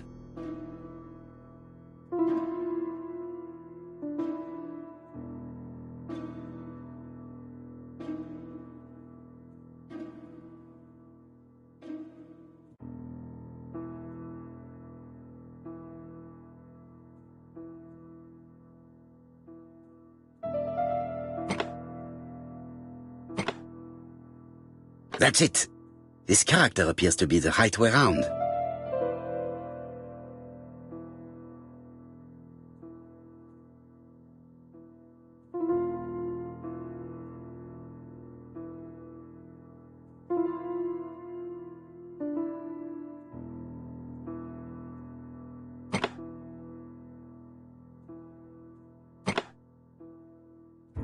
Like this character appears to be the right way round.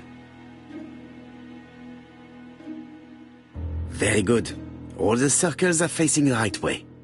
What are they showing me?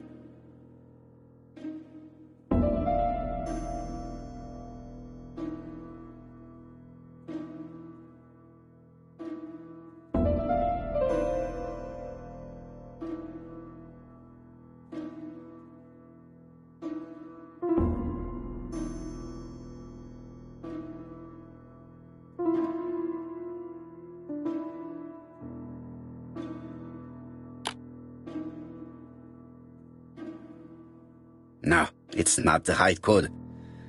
Let us check the Chinese characters again.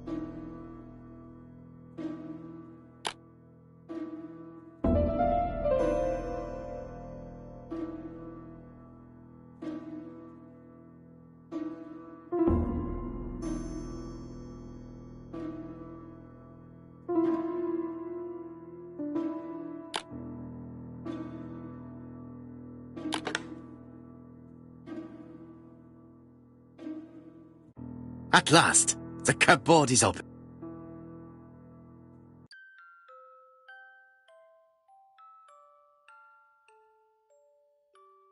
Helmet, flask, and rifles. Franklin is very well equipped.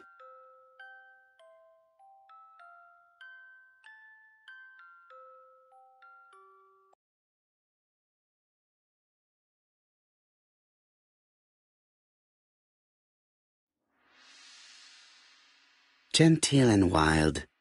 English countryside revisited.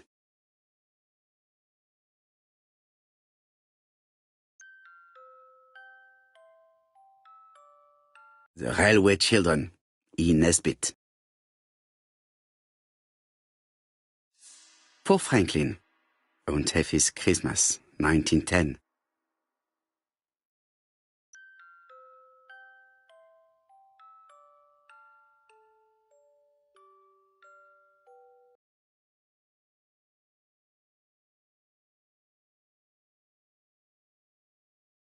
Traveling in China, a practical guide for English travelers.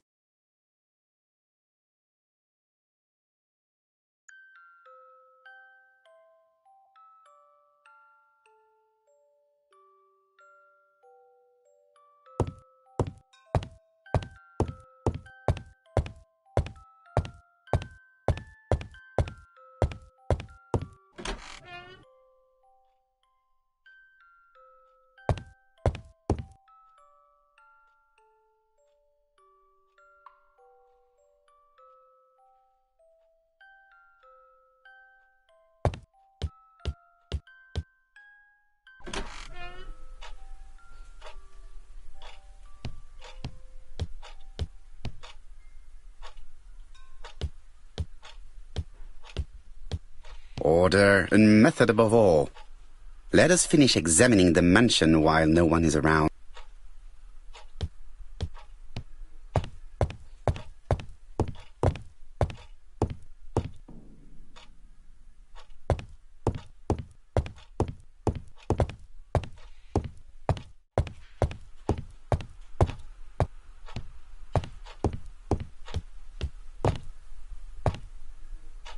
The door is locked.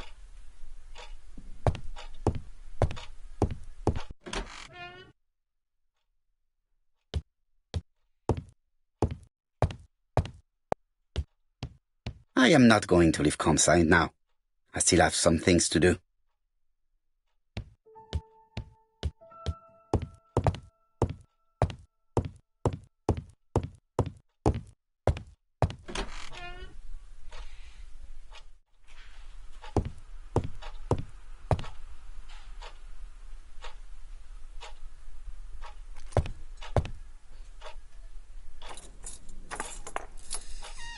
This unit contains the medical records for Sir Carmichael Clark's patients.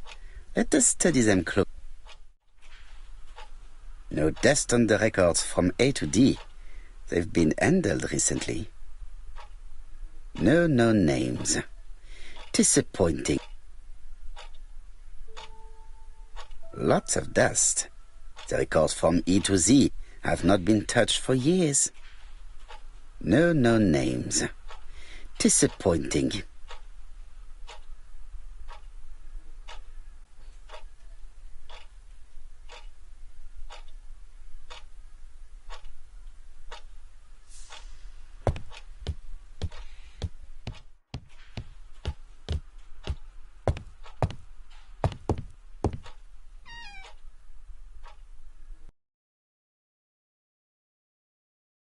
Where is the horrible smell of carrion coming from?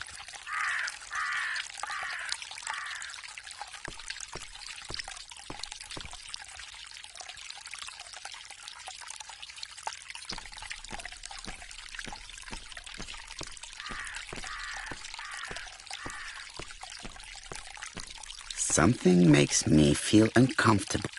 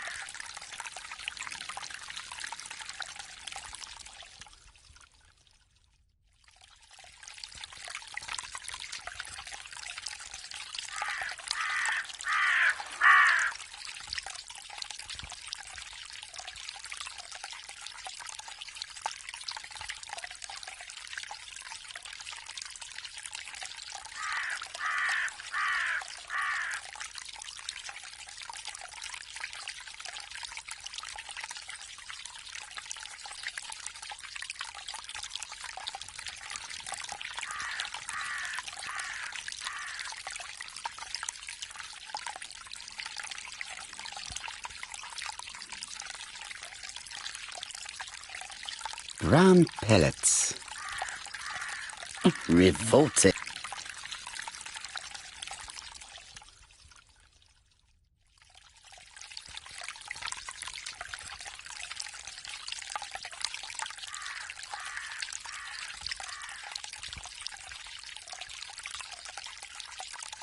Tut-tut.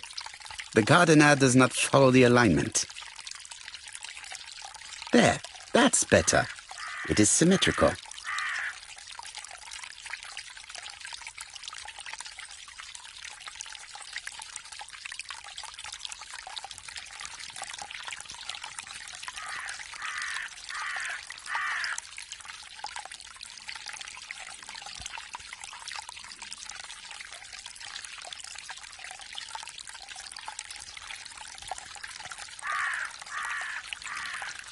Brown pellets.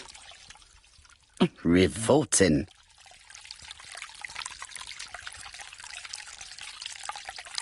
There, that's better. It is symmetrical.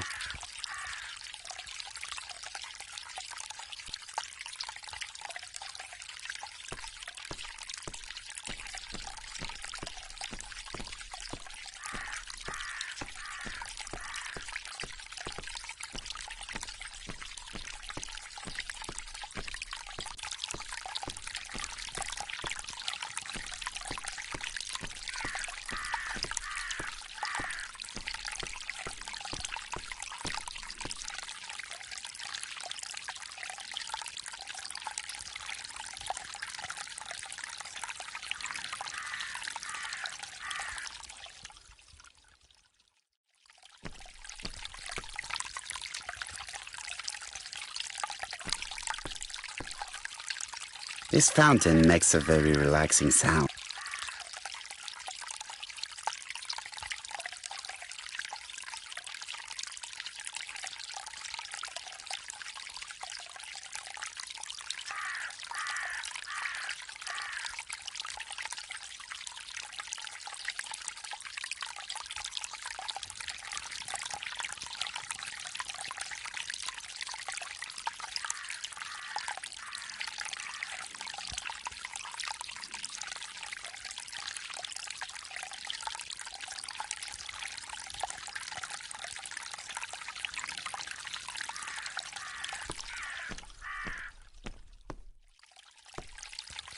I would like to congratulate Clark's gardener.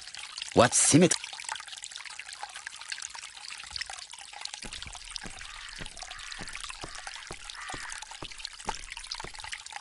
This wisteria is in full bloom.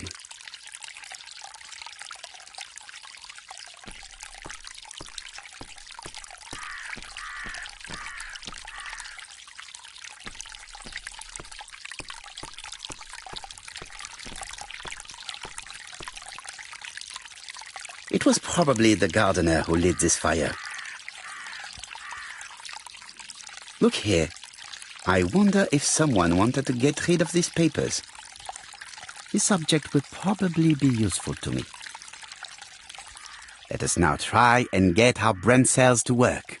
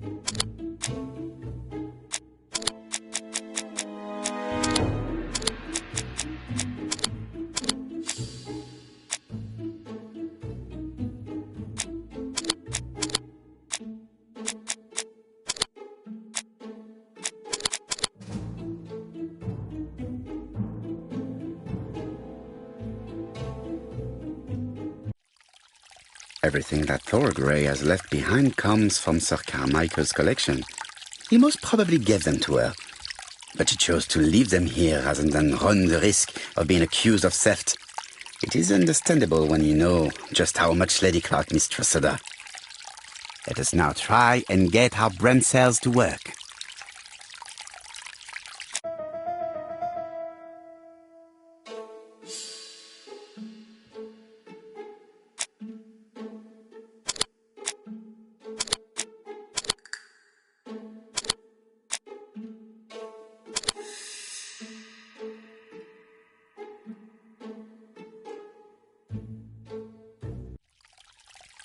Thorgray had no reason to kill someone who only had few months left to live. The poison she ordered was for rats. The gardener must have made good use of it, considering the stinking remains on the path, not far from the property. I've finished here. I must put the skeleton key back and inform Hastings that I'm returning to London.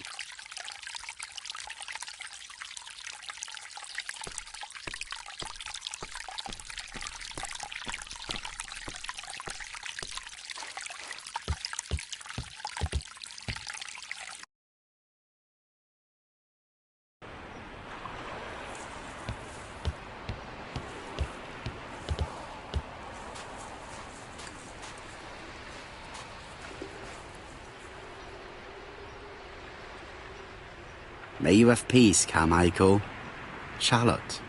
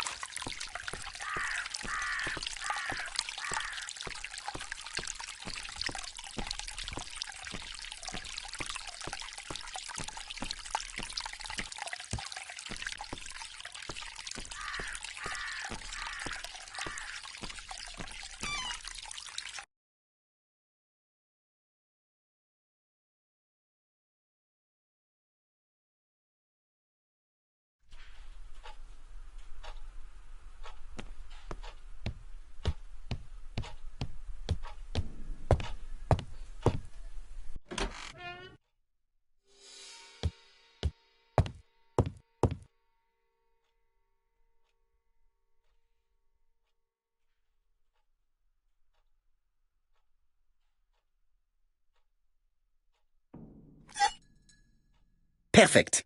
Nothing else is keeping me here.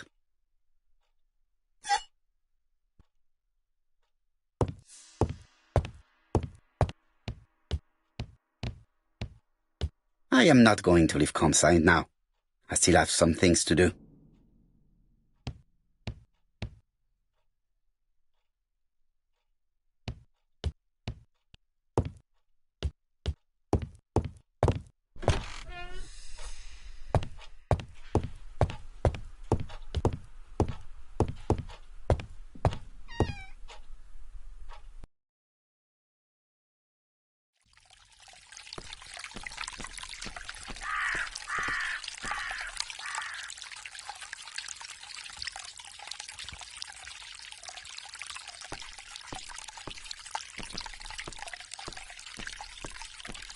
Something makes me feel uncomfortable.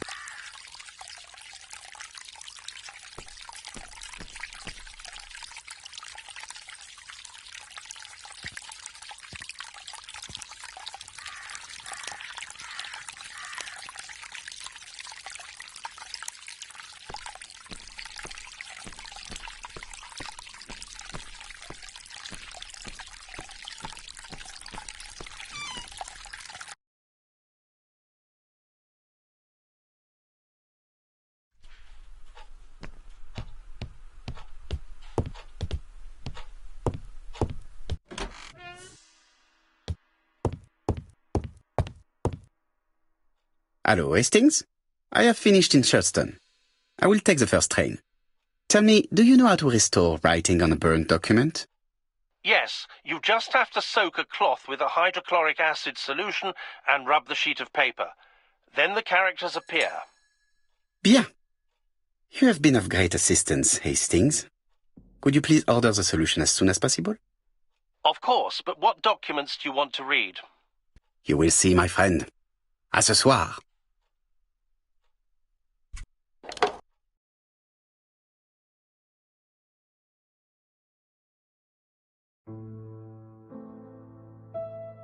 Donald Fraser is here. He insisted on waiting to see you.